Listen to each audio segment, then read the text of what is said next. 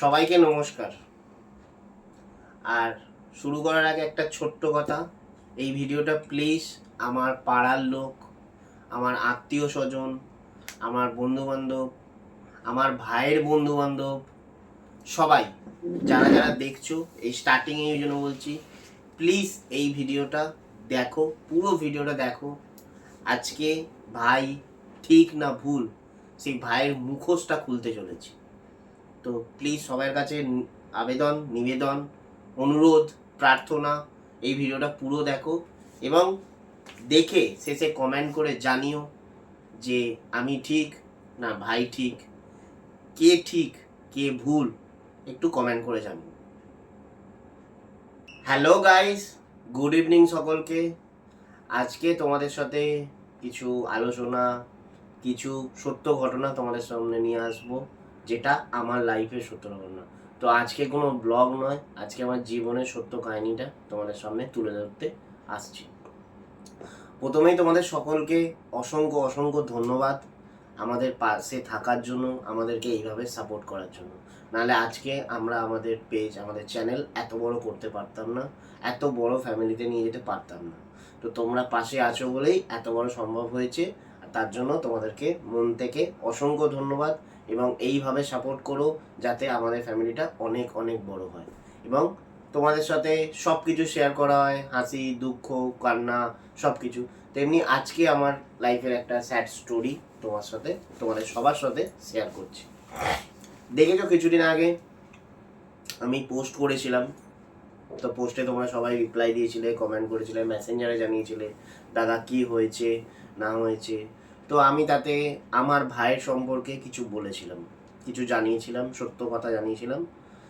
তো সেই সত্য ঘটনাগুলো যখন জানিয়েছিলাম তোমাদেরকে বলেছিলাম যে তার ভিডিও নিয়ে আসবো তোমাদের সামনে। তো আজকে সেই দিনটা যেটাতে আমি ভিডিওতে প্রমাণ করব বা ভিডিওতে সমস্ত ডিটেলসটা বলবো যে আমার ভাই কে, কীরকম, আর তার জন্য আমার লাইফে কত বড় ক্ষতি হয়েছে। তো ছোট করে শুরু থেকেই শুরু করছি। আমাদের অনেকেরই বাড়িতে ভাই আছে, দাদা আছে, তো তারা একে অপরকে খুবই ভালোবাসে। এটা স্বাভাবিক ব্যাপার, মায়ের পেটের ভাই, মায়ের পেটের দাদা, তো এটা ভালোবাসারই জায়গা, ভালো লাগার কথা, ভালোবাসার কথা। আমার কপালটাই এতটাই খারাপ যে আমি এইরকম ভাই পেয়েছি। কেন পেয়েছি সেটাই বলছি। তো যাই হোক, ছোটোবেলায় যখন আমরা অনেক ছোট ছিলাম, তখন আমার আর ভাইয়ের হাত দেখতে মা একজন জ্যোতিষীকে এনেছিলেন, মানে আমাদের বংশ পরম্পরার জ্যোতিষী। তো তিনি দেখে হাত দেখে বলেছিলেন যে, আমার দিকটা কিছু বলেনি, আমার দিকটা ঠিকই আছে, ভাইয়ের দিকটা বলেছিল যে ভাইয়ের খুব বড় ফাঁড়া আছে, তাতে ওর মৃত্যুও ঘটতে পারে, তো সেই জন্য ওকে খুব সাবধানে রাখতে। তো ছোটবেলা থেকেই সেই হিসেবে মায়ের তো চিন্তা যে ছোট ছেলের এরকম বড় ফাঁড়া। আর ফাঁড়া বলতে সত্যি ওর যা ফাঁড়া হতো, একটু লাগলেই ওর কেটে একদম পুরো স্টিচ সেলাই করতে হতো, এত বড় ফাঁড়া ছিল। সেই জন্যই যখনই ছোটবেলায় ও আমার সাথে খেলতে যেত, খুব সাবধানে ওকে নিয়ে যেতাম, রাস্তা পারাপার সমস্ত কিছু খুব সাবধানে, যাতে কিছু না আমার ভাইয়ের হয়ে যায়। তার মধ্যেও এখানে কেটেছে, এখানে কেটেছে, এখানে কেটেছে, সেই রক্ত বেরোচ্ছে, মাংস কেটে ঝুলছে, সেই অবস্থায় ওকে ছুটে ছুটে নিয়ে আসা, জল দেওয়া, সমস্ত কিছু। তো যাই হোক, ছোটবেলাটা সেইভাবে কেটেছে। তো বড় হতে মানে ছোটবেলায় তো আমরা তো মানে পড়াশুনো করি, পড়াশুনো নিয়ে চিন্তা করি, কিন্তু আমি বুঝতে পারিনি যে ভাই ছোটবেলা থেকে প্ল্যানিং করছিল যে পড়াশুনো তো কিছু হবে না, চাকরি বাকরি কিছু হবে না, তো কিভাবে সম্পত্তিটাকে কিভাবে হাতাবো, কিভাবে দাদাকে সরাবো, কিভাবে মায়ের মাথাটা চাটবো, তো সেইটাই ও ছোটবেলা থেকে চিন্তা করেছিল। তার প্রমাণও আমি পরবর্তীকালে পেয়েছিলাম, অনেক পরে। ও বলেও ছিল যে মা যদি একবার আমার মাথায় হাতটা রেখে দেয়, তাহলে আমার আর কোনো চিন্তা নেই। আর বাস্তবেও সেটাকেই কমপ্লিট করেছে, ঠিক আছে। তো সেই দেখতে দেখতে দেখতে গেলে আমি ছোটবেলা থেকেই মানে ভাবতাম যে হ্যাঁ, সংসারে এত অভাব অনটন, সেগুলো কীভাবে তাড়াতাড়ি দূর করব, নিজে ব্যবসা করব। তো সেই হিসেবে 6-7 থেকেই আমি আমার মাছের বিজনেস সমস্ত কিছু শুরু করতে করতে মাধ্যমিক দেওয়ার পরে, মাধ্যমিক দেওয়ার আগে থেকে আমি অন্য জায়গায় কাজে লেগে গেছিলাম। মাধ্যমিক দেওয়ার পরে মানে দোকান কাজ করতে করতে নিজের দোকান করি। নিজের দোকানটা কোথায় করি? আমার বাড়ির নিচে।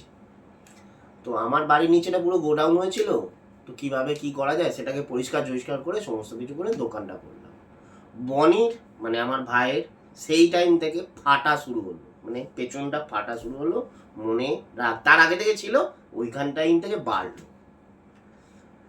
তো যাই হোক, তো আমি গরিব মানুষ ভাই, লোন টোন করে একটা বাচ্চা ছেলে কিভাবে কি করব, কোনো টাকা পয়সা বাবা মা দেয়নি, বাবা মাও তো ভিডিওটা দেখবে, বাবা মা কোনো টাকা পয়সা দিয়ে হেল্প করেনি, আমি লোন করে সমস্ত কিছু করে নিজের দোকান টুকটুক করে সামলেছিলাম। তো ভাই তখন কি বলতো, সিঁড়ির তলায় বিড়ির দোকান, আমি ঠিক আছে যা ভাই আর কি আছে না। কিন্তু যখন স্কুল যেত তখন ওই সিঁড়ির তলায় বিড়ির দোকানে বসে থাকতাম আমি, এবং আমার থেকে ওর টিফিনের পয়সাটা নিয়ে স্কুল যেত। তো সংসার চালানোর ক্ষেত্রে কে ছিল, আমি বাবা দুজনে মিলে রোজ গেলে, ও স্কুল যাচ্ছে, সমস্ত ফাঁটবাজি ওর চালু রয়েছে। তো এই চলতে চলতে আমার দোকান আরো বড় হলো, একটা থেকে দুটো দোকান করলাম সমস্ত কিছু। কিন্তু ও কোনোদিন সাপোর্ট করতো না, নিজেরটা নিয়ে থাকতো, মানে বরাবরই সেলফিশ। বাবা মা দেখতাম টিফিনেতে ব্রেকফাস্টেতে মুড়ি চানাচুর খাচ্ছে, বাপুজি কেক খাচ্ছে, ও নিজের একদম পাউরুটি ডিম সেদ্ধ একদম করে বিন্দাস নিজের মতো খেয়ে নিচ্ছে। আর মা সেগুলোকে সাপোর্টও করতো। মা বুঝতো না যে কত বড় ভুল করছে।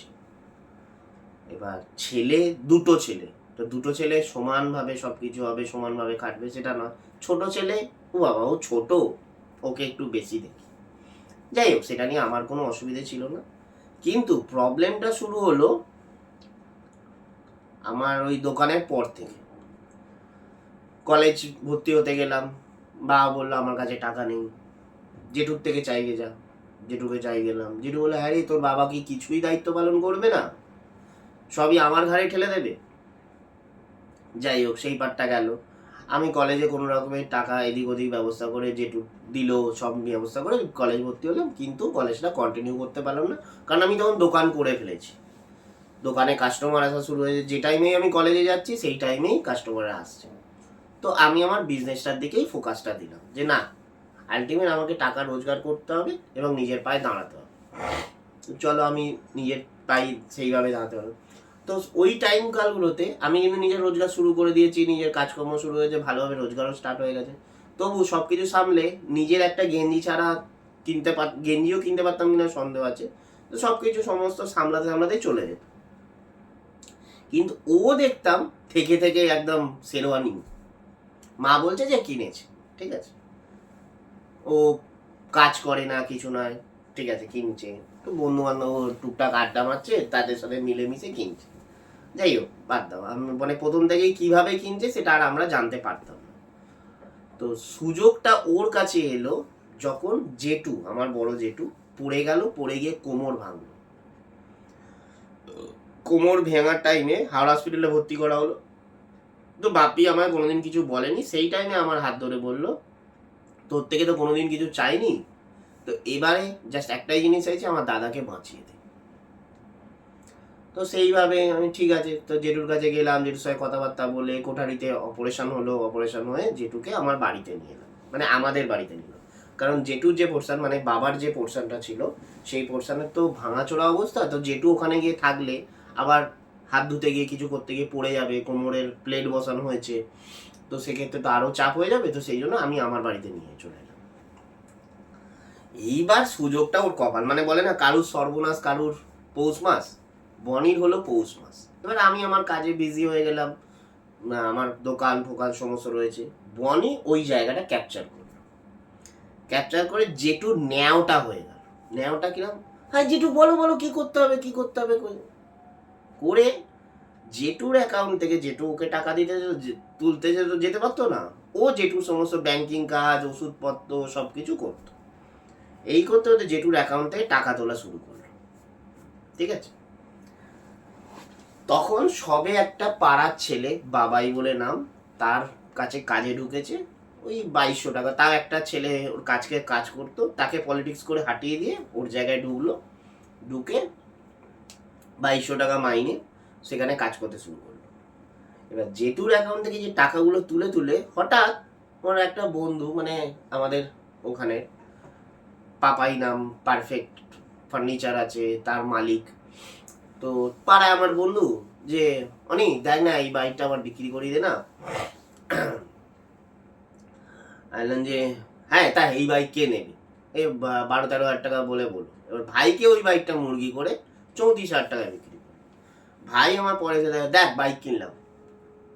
আমি যে বাইক কিনলি কার থেকে? বললাম না এই ব্যাপার ওর থেকে। বললাম যে ঠকে গেছিস, ওই বাইকটার এই দাম নয়, ঠিক আছে? আমি তুই টাকা কও দিয়ে পেলি? বললো না আমি আমার মালিকের থেকে ধার নিয়েছি, মানে বাবাইয়ের থেকে ধার নিয়েছি, বাবাই ধার দিয়েছে, টাকাটা মাসে মাসে কেটে নেবে, ঠিক আছে? তো ওই বাইকটা যেহেতু শুনে নিল খারাপ, ওর মাথায় ঢুকে গেল। তখন আমারও আর একটা বন্ধু সুমনদা বলে, সুমনদা তখন এখন মারা গেছে, ভবিষ্যতে নেই। তো সেই সুমনদাও যখন তার বাইকটা আবার বিক্রি করলো, আরেকটা বাইক আর কি, ও সঙ্গে সঙ্গে সেটা কিনে নিল 42,000 টাকা। আমি অবাক হয়ে গেলাম যে কোথা দিয়ে টাকা পেলো রে বাবা, এই 34,000 টাকা দিয়ে বাইক কিনলো, সেই বাইকটা বিক্রি হলো না, আবার একটা বাইক কিনে নিল। পরবর্তীকালে মা বাবা সবার থেকে জানা যাচ্ছে যে ওই টাকাগুলো বাবার অ্যাকাউন্ট থেকে এবং মা জেঠুর অ্যাকাউন্ট থেকে ঝেড়েছিল, ঝেড়ে ওটা করেছিল। যে ছেলেটা ভিখারি, পরজীবী, কিছু কাজ করতে পারে না, কিছু কাজ জানে না, মানে সবে কাজ শুরু করছে, বিভিন্ন জায়গায় টাই টাই পরে ইন্টারভিউ দিয়ে ঘুরে বেড়াচ্ছে, তার কাছে দুটো বাইক। ভাবা যায়, এটা আশ্চর্যের ব্যাপার না? যেখানে আমি তখন সব কাজ করছি, আমার দুটো দোকান, আমার একটাই বাইক। তার পরবর্তী হলে 4 চাকা কিনেছি, সব কিছু করেছে আস্তে আস্তে।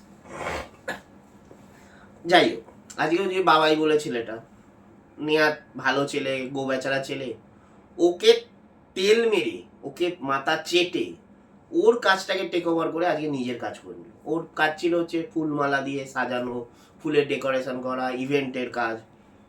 সেই জায়গায় ঢুকে গিয়ে ওকে টেক ওভার করে নিজের জায়গাটা গুছিয়ে নিল। এতটাই শেয়ার। আরে বললাম না, হচ্ছে পরজীবী, কাউকে না ধরে ও উঠতে পারবে না, এটা ওঠা সম্ভব নয়। কাউকে পেছনে তেল মারবে, মাথায় তেল মারবে, দিয়ে কিভাবে ঢুকে উঠবো। তো যাই হোক, সেটা ওর ম্যাটার, ওই ম্যাটারটা তো নিয়ে আমি আসছি না।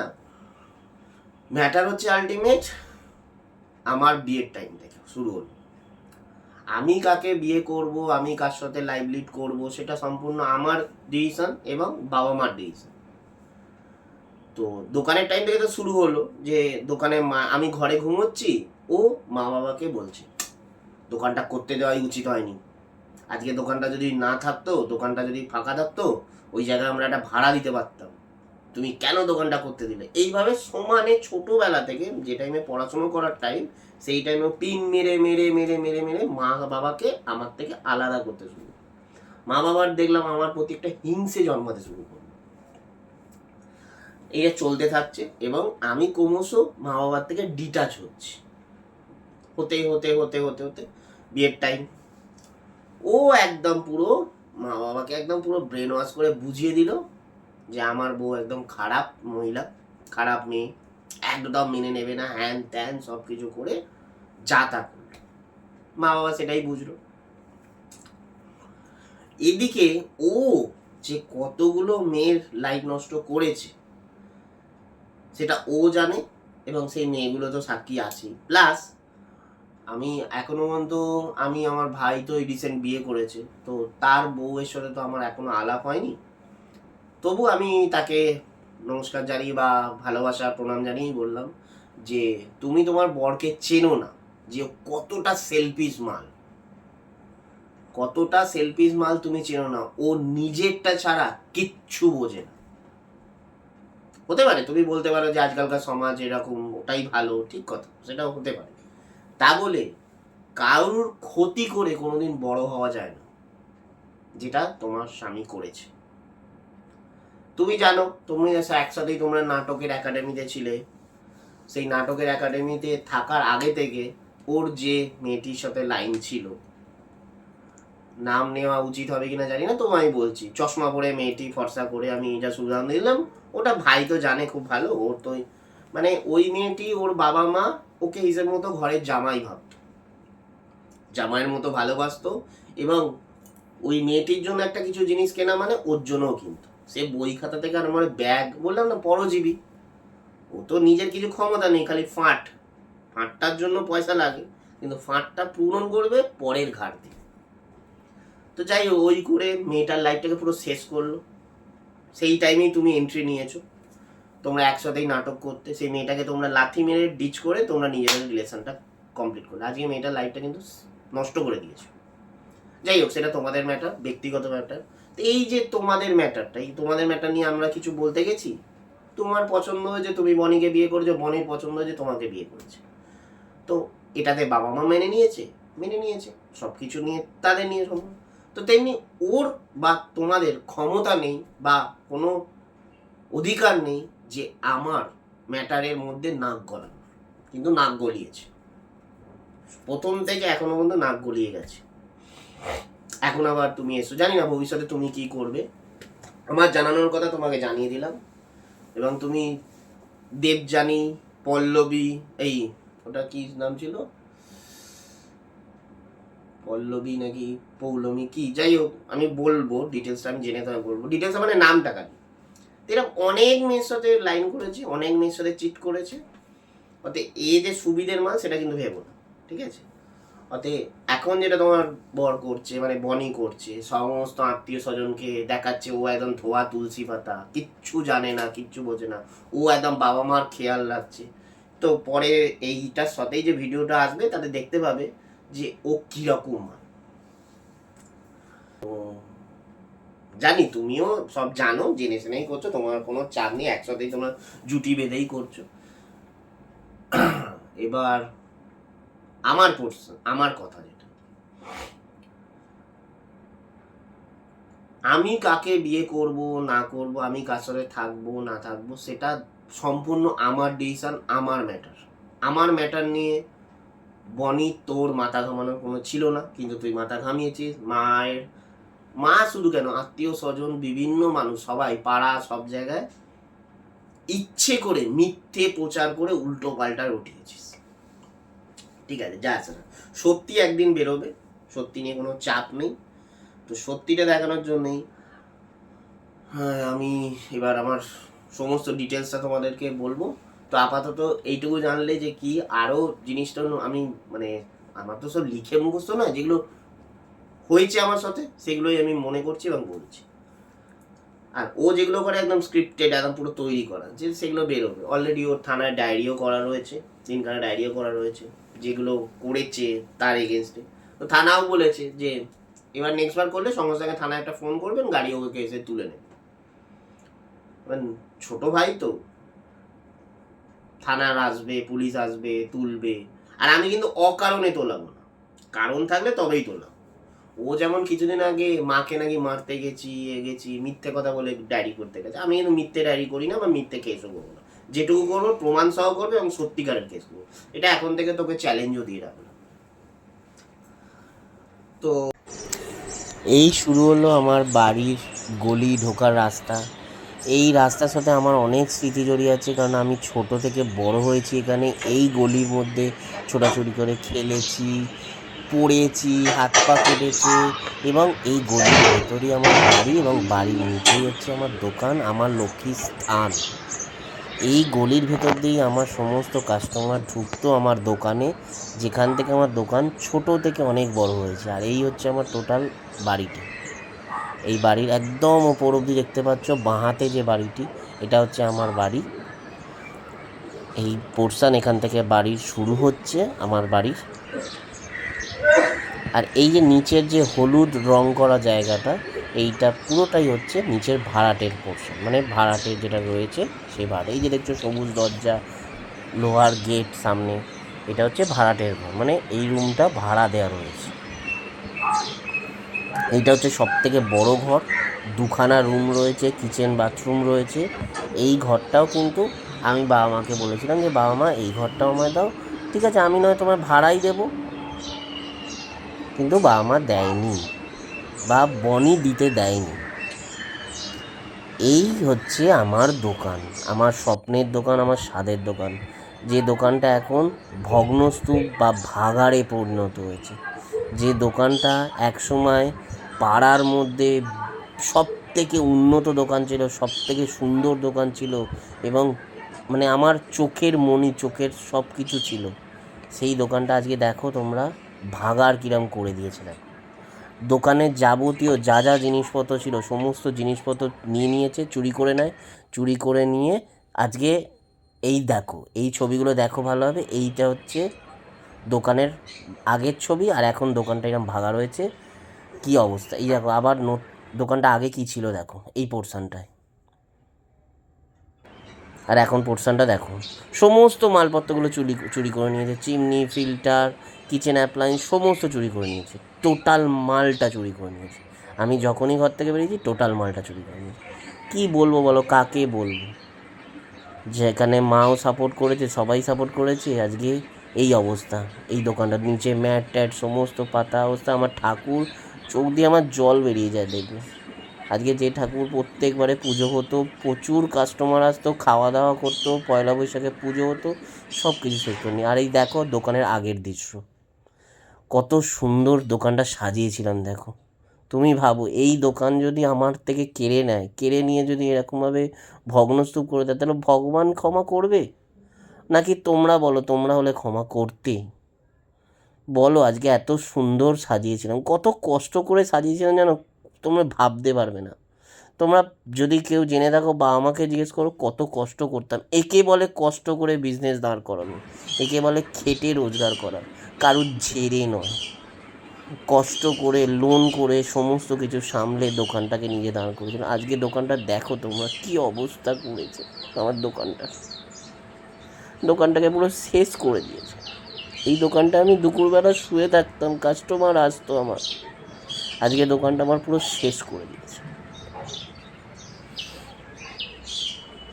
এত হিংসা, এত টাকার লোভ, আমি জানতাম না, বিশ্বাস করে আমি জানতাম না যে এত টাকার লোভ ওর মনে।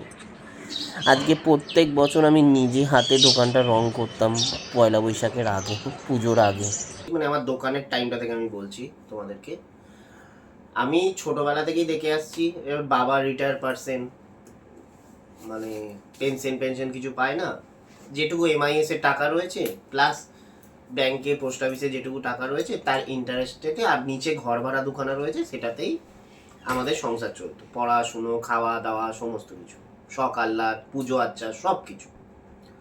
তো ন্যাচারালি মাও একদম সাধারণ হাউসওয়াইফ। কোনো মাসে তো মায়েরও একটু ইচ্ছে হলো, একটু কিছু এক্সট্রা জিনিসপত্র কিনে ফেললো। তো ফলে মাসের শেষে গিয়ে টান পড়তো। তখন মা আসলে ন্যাচারালি হাজব্যান্ড ওয়াইফের যেটা ঝামেলা হয়, টুকটাক ঝামেলা হতো। বাপি কোনোদিন মায়ের গায়ে হাত তোলেনি, বা হাত তোলার কোনো প্রশ্ন ছিল না। কিন্তু ওই যে টুকিটাকি ঝামেলা যেটা হতো, ওই টুকিটাকি ঝামেলাগুলো আমি দেখতাম, খারাপ লাগতো বলতে কি, যে আমার চিন্তা থাকতো যে আমি কবে তাড়াতাড়ি বড় হব, নিজের ব্যবসা করব এবং ফ্যামিলিটাকে ধরবো, নিজের গ্রিপে ধরবো, সামলাতে পারবো। তো যাই হোক, ছোটবেলা থেকেই ওই 5-6 ওই টাইমটা থেকেই আমি মাছের বিজনেসটা শুরু করলাম। ছাদে মাছ, কালার পিস যেটা অ্যাকোরিয়াম পিস, সেই অ্যাকোরিয়াম পিস নিয়ে আসতাম, বড় করতাম, বিক্রি করতাম। কিন্তু তেমন প্রফিট দেখতে পেতাম না, কারণ পাম্পের জল, ঠিক আছে, তারপরে সমস্ত কেঁচো ফেঁচো, অত খাটুনি, অল্প পরিমাণ মাছ করতে পারতাম, তো বেশি জায়গা ছিল না। সেটাতেও ভাইয়ের প্রবলেম। কিরকম প্রবলেম? তো ওটা একটা ঢালাই মতো, আগেকার চৌবাচ্চা থাকতো না, সিটিআই এর আলাদা ঢালাই চৌবাচ্চা, তোমরা দেখে থাকবে হয়তো, ওই 250 লিটার জল ধরার ঢালাই চৌবাচ্চা। সেই চৌবাচ্চাগুলো খুব ভারী হয়। তো ওই চৌবাচ্চাগুলো ছাদে রেখে ওর মধ্যে জল ভরে ওর মধ্যে মাছ চাষ করতাম। খুব ভালো মাছটা বাড়তো, খুব দুর্দান্ত বাড়তো। মা সাপোর্ট করতো আমাকে, না ছেলেটা কিছু তো করছে, না ওকে সাপোর্ট করতো। বনি খালি পিন মেরে যেত, হ্যাঁ হ্যাঁ ছাদ নোংরা করছে, এই জায়গা ঘিরে নিয়েছে, এই জায়গা দখল করে নিয়েছে, ছাদ ভেঙে পড়ে যাবে। ওইটুকু 250 লিটারের চৌবাচ্চা বসে আছে জল সমেত, তাতে ছাদ ভেঙে যাবে, ঠিক আছে, এটা হচ্ছে ওর বক্তব্য।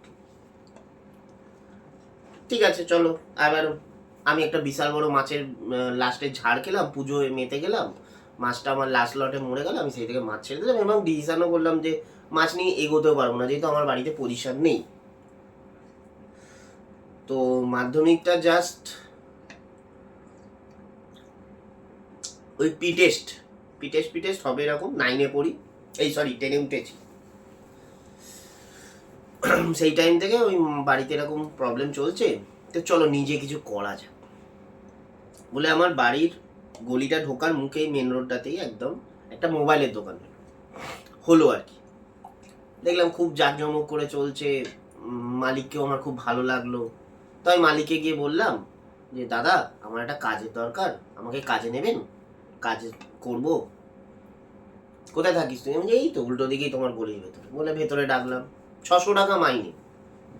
সকাল 9টায় দোকান খোলা, 1:30-2টোয় বন্ধ, আবার 4টে দোকান খোলা, রাত্রি 11টায় বন্ধ।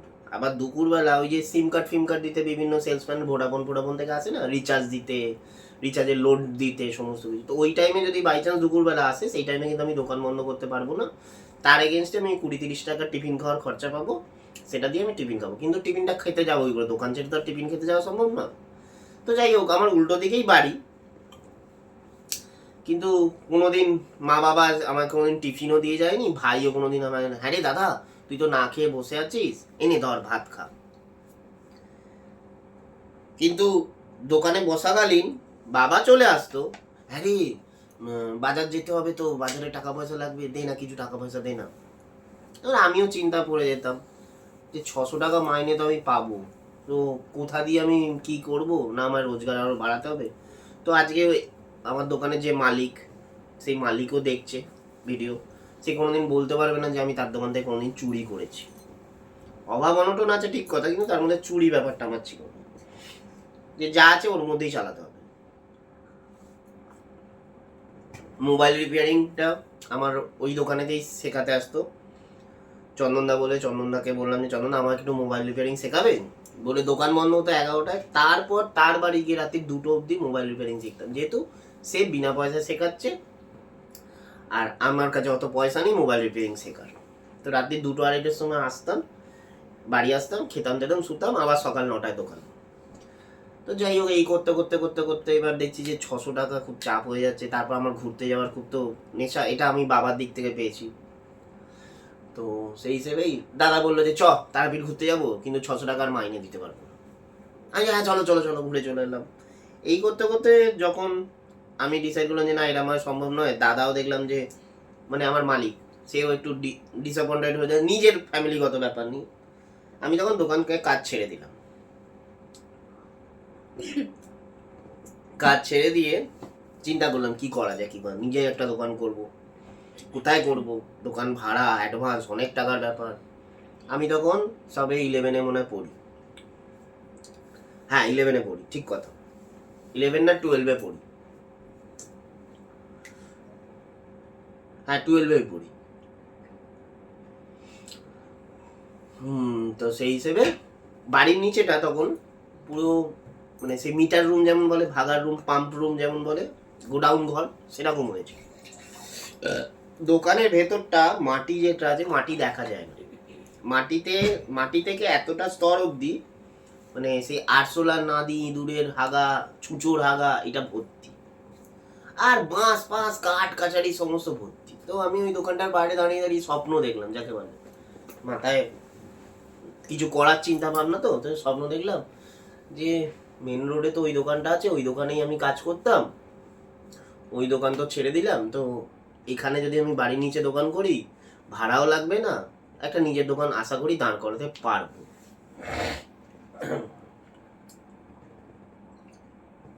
তো সেই হিসেবে ওটা পরিষ্কার করতে লাগলাম। নামলাম হাতে 10,000 না 15,000 টাকা নিয়ে, তাও কাবলিওলার থেকে ইন্টারেস্টে টাকা ধার করে। বাড়ি থেকে কেউ কোনো একটা টাকা পয়সাও দেয়নি। তো যাই হোক, 15,000 টাকার মধ্যে আমার সব কিছু করতে হবে, দোকান রং করতে হবে, দোকানের জিনিসপত্র কিনতে হবে, সব কিছু, ডিস্ট্রিবিউটারের সাথে সব কিছু কথাবার্তা বলে, ডিস্ট্রিবিউটার বলে হ্যাঁ ভাই আমি সব মালটাল ফেলে দেবো। দিয়ে রাত্রিবেলা ধুম জ্বর, ওই পরিষ্কার করতে করতে রাত্রিবেলা ধুম জ্বর, সকালবেলা আবার পরিষ্কার পরিচ্ছন্ন করছি, দোকান নিজেই রং করছি, নিজেই দোকানের পর্দা সমস্ত কিছু কিনতে যাচ্ছি, সব কিছু নিজেই করছি। আমার সাথে একটা বন্ধু তারপরে যুক্ত হলো, তো দুজনে মিলে সেইভাবেই করতাম, করে দোকানটাকে আলটিমেট দাঁড় করালাম। তো ওই বাইরের যে দোকান ছিল, বাইরের দোকানে যখন আমি কাজ ছেড়ে দিলাম, তারপরে ওই দোকানটা বন্ধ হয়ে গেল, পুরো দোকানটাই বন্ধ হয়ে গেল। তো কাস্টমার আসতো, বাইরে দিয়ে দেখে ওই দোকান দিয়ে যখন চলে যাচ্ছে, তখন আমি দাঁড়িয়ে, দাদা বলুন বলুন এদিকে আসুন না, আমার এখানে গলির ভেতরে দোকান আছে, হ্যাঁ দেখে যান। ও তোমার তো এই দোকানটা তোমার ছিল না? আমি আমার ছিল না, আমি ওই দোকানে কাজ করতাম, এখন নিজের দোকান করেছি, আসুন এসে দেখে যান, বলে এই বলবে আস্তে আস্তে কাস্টমার ভেতরে আসা শুরু করবে।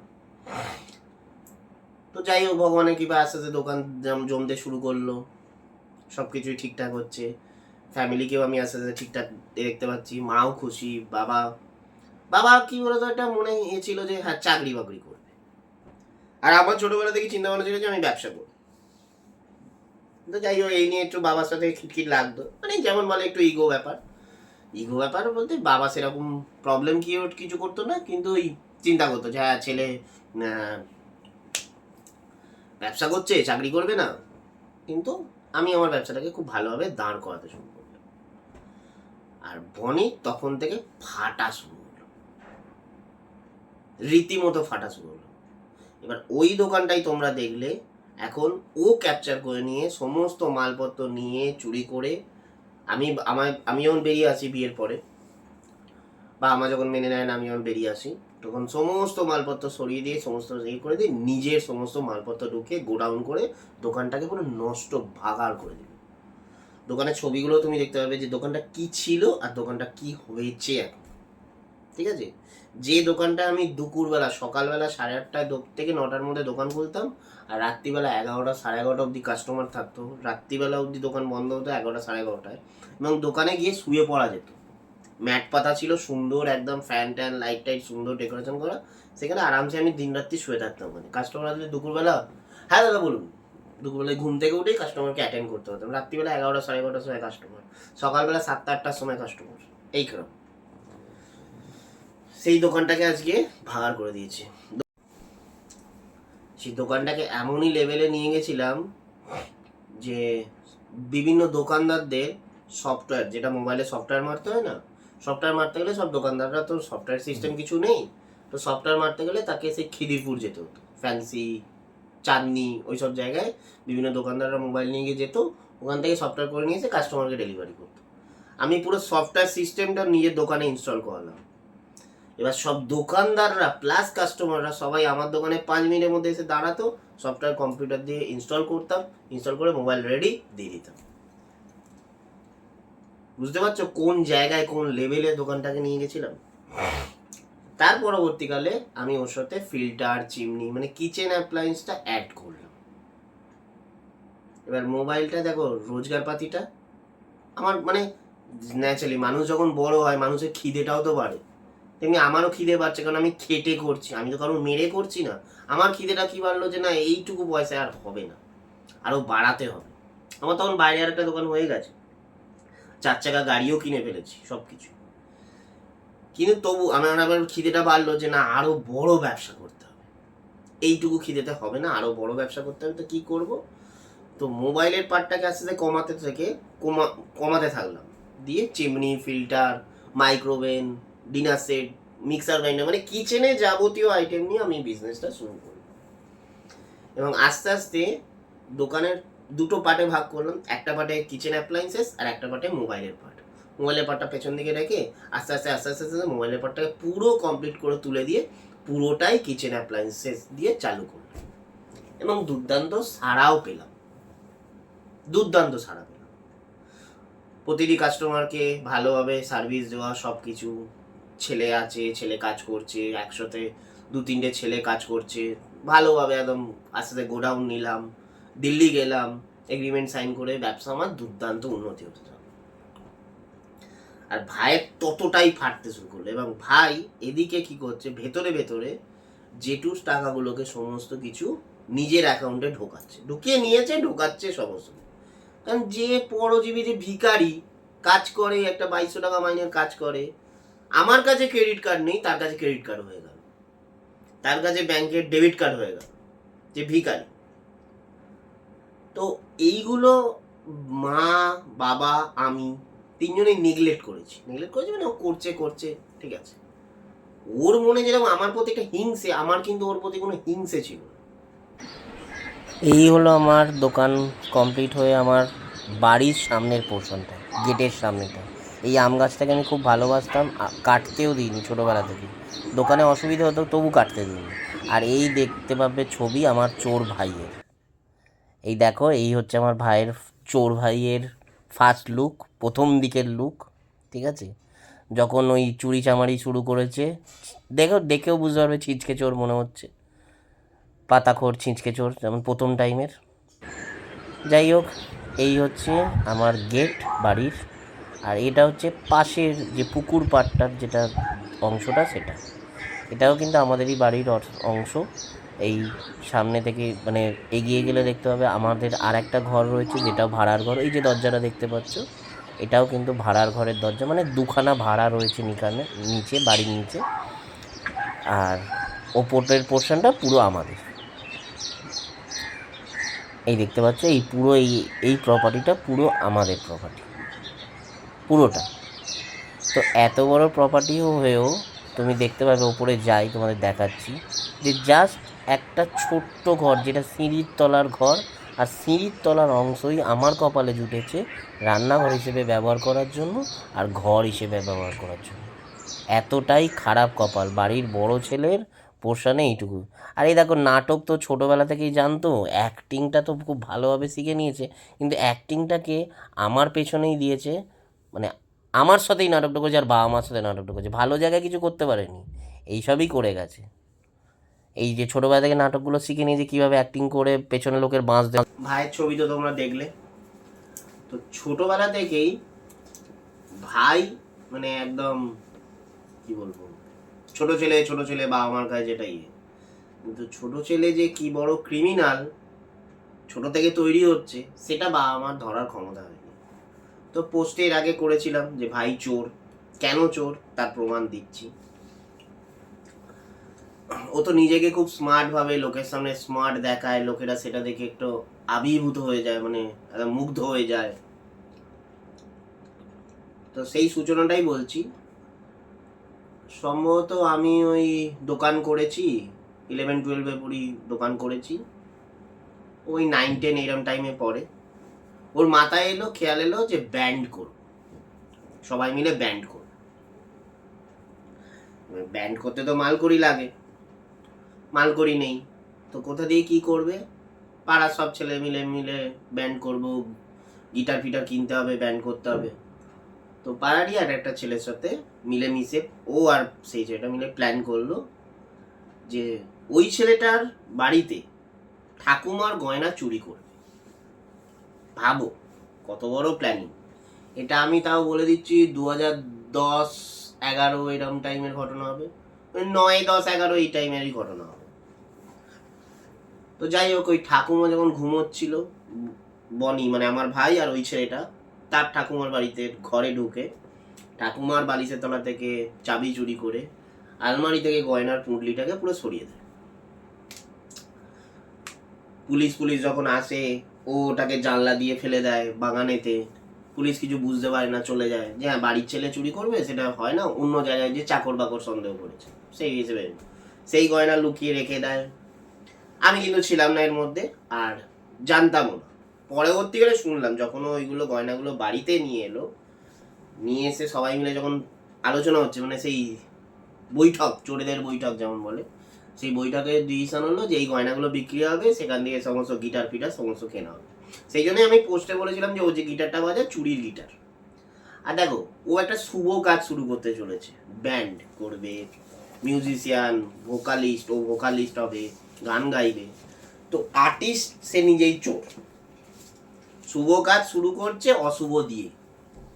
তো সেই জন্য ব্যান্ডটা দাঁড়াতে পারলো না, কেন দাঁড়াতে পারলো না সেটাও বলবো। তো যাই হোক, ওই গয়নাগাটিগুলো বিভিন্ন দোকানে দেখিয়ে দেখিয়ে লাস্টে 90,000 না 1,10,000 এরকম বিক্রি হয়েছিল।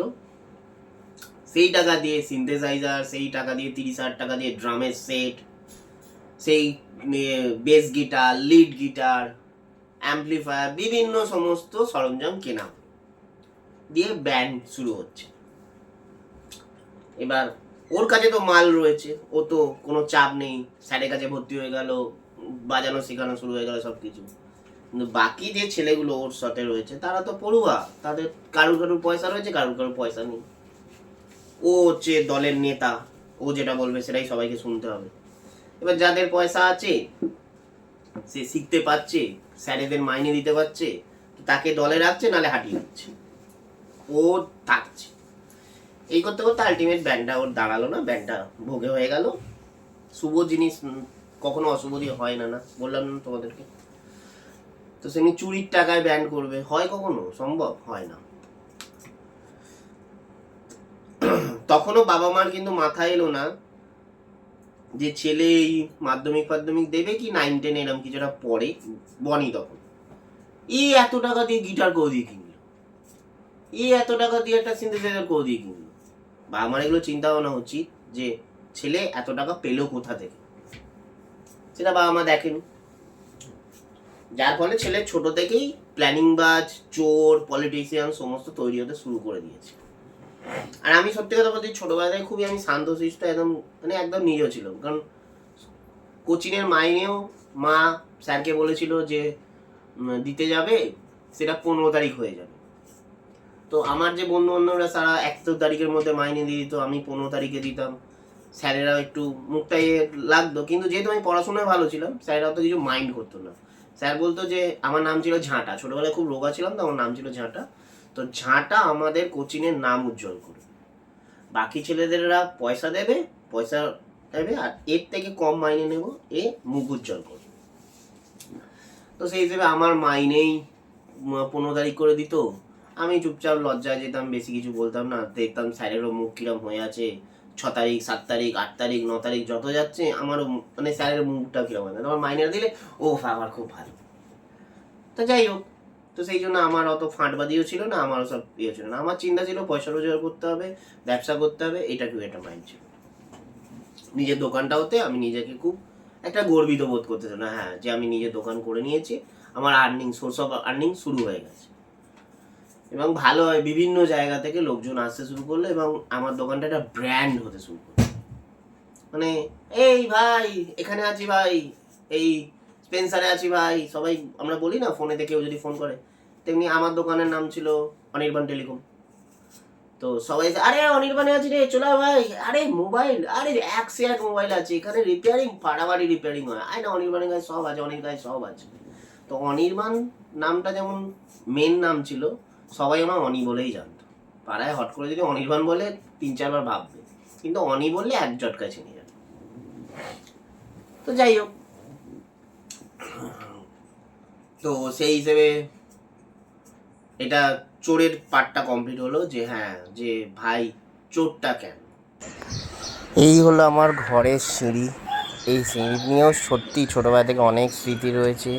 এইখানে বসে থাকতাম দোলের টাইমে, মা বাবার ঘর এই নিচের গেটটায় তালা দিয়ে দিত, আমরা এই গেটটার কাছে এই সিঁড়িতে বসে থাকতাম ভাইকে নিয়ে, যাতে কেউ রং না মাখিয়ে দেয়। তবু চাইতাম আমরা যে আমাদেরকে কেউ রং মাখাক।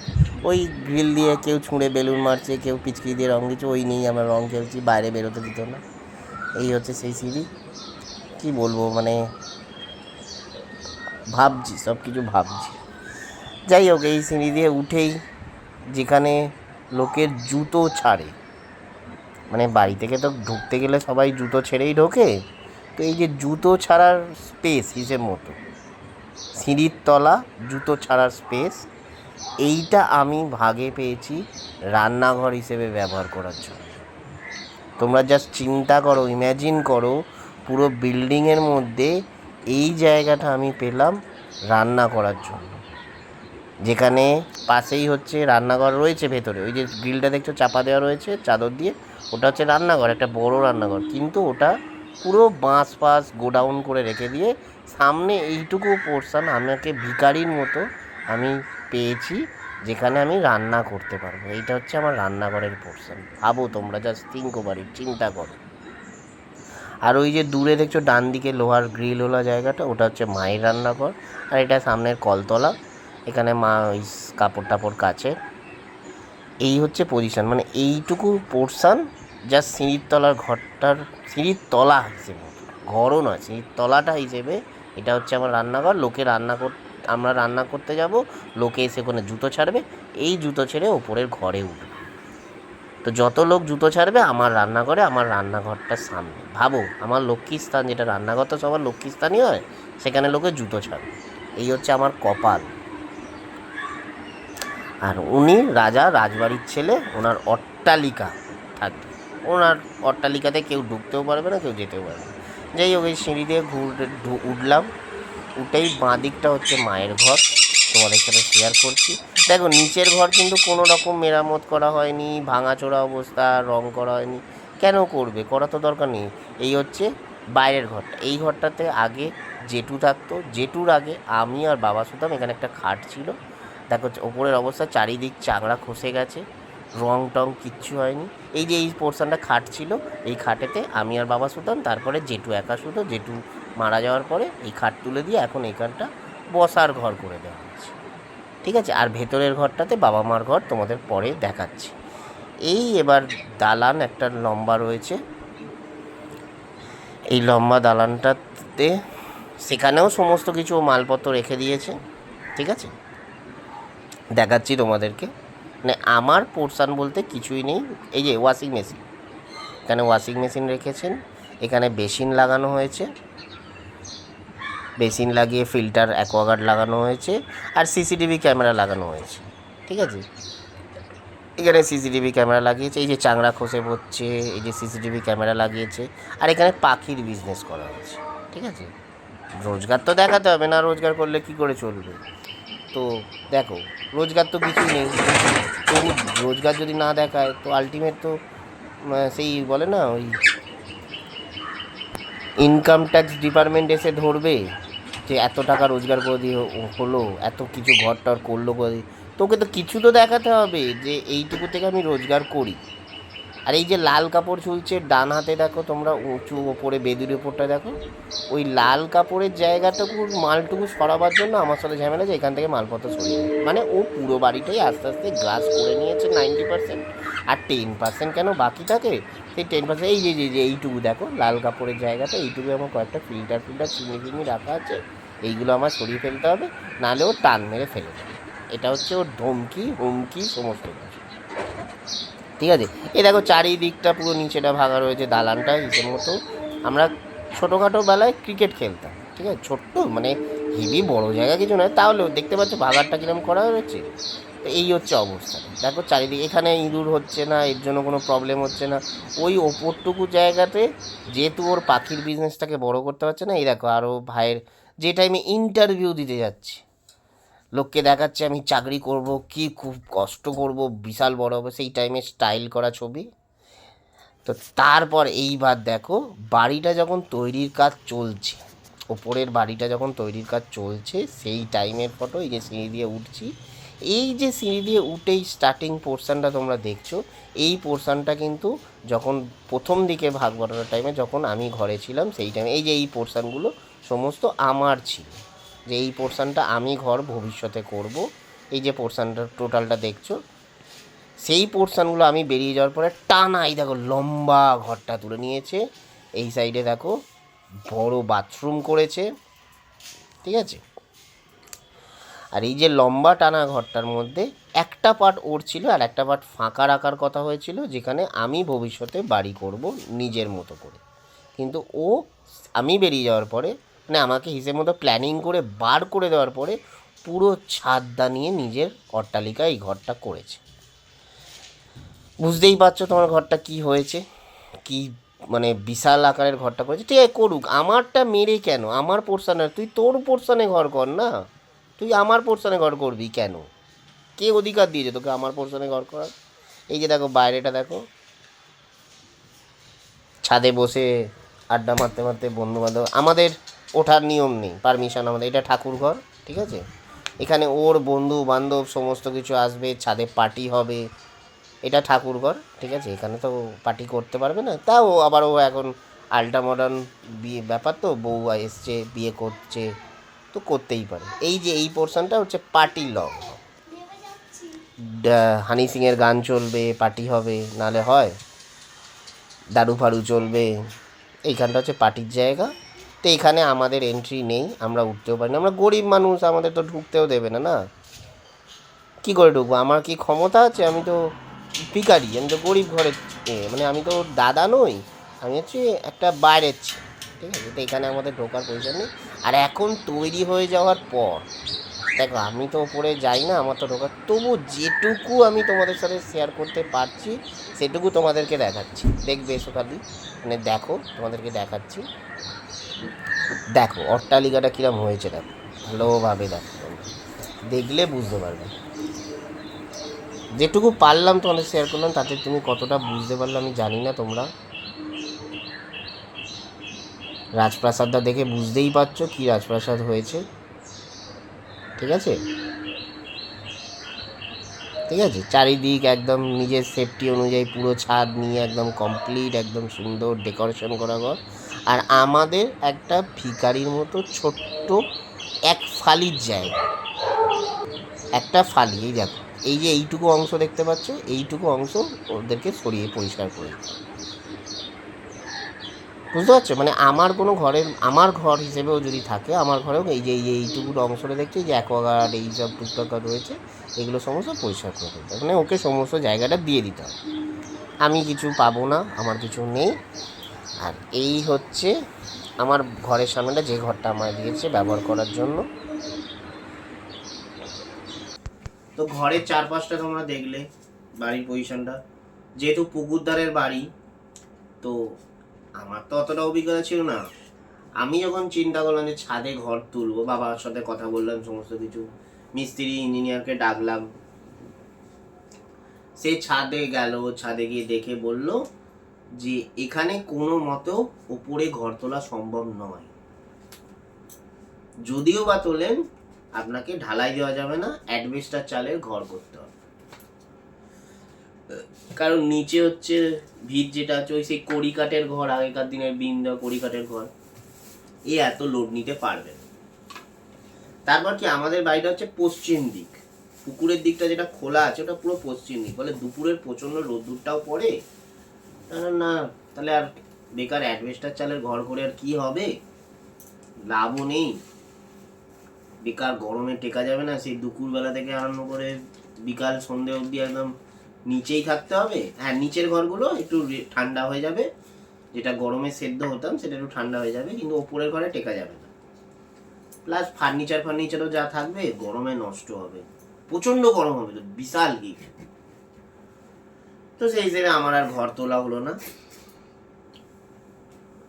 ভাই তখন, আমি থাকাকালীনই, তখন ভাই থাকাকালীন, মানে আমি থাকাকালীনই ভাই তখন বা আমার সাথে আলোচনা করে বলে আমি ছাদে ঘর তুলব। আমি তখনও মাকে বললাম যে মা, ও ঘর তুলবে, টাকা কোথা দিয়ে পাচ্ছে, যে ঘর তুলবে এটা ঘর তোলাতে না, ও বন্ধু বান্ধব, ওর প্রমোটারের সাথে সব কথাবার্তা বলেছে, সেই প্রমোটার নাকি করে দিচ্ছে। কিন্তু আমি কথা বলে জানলাম সেই প্রমোটার আদৌ ওকে কিছু করে দেয়নি, ও টাকা পয়সা দিয়েই করছে। ঝেড়ে তো নিয়েছে, যেটুক টাকাগুলো, বাবার টাকাগুলো, জমি বিক্রি হয়েছে। তারপরে হ্যাঁ, আমাদের বলা হয়নি, আমাদের দুটো জমি ছিল, সেই দুটো জমি বিক্রি হয়েছে, সেই জমির টাকাগুলো বিক্রি করে টাকাগুলো সমস্ত ও নিয়েছে।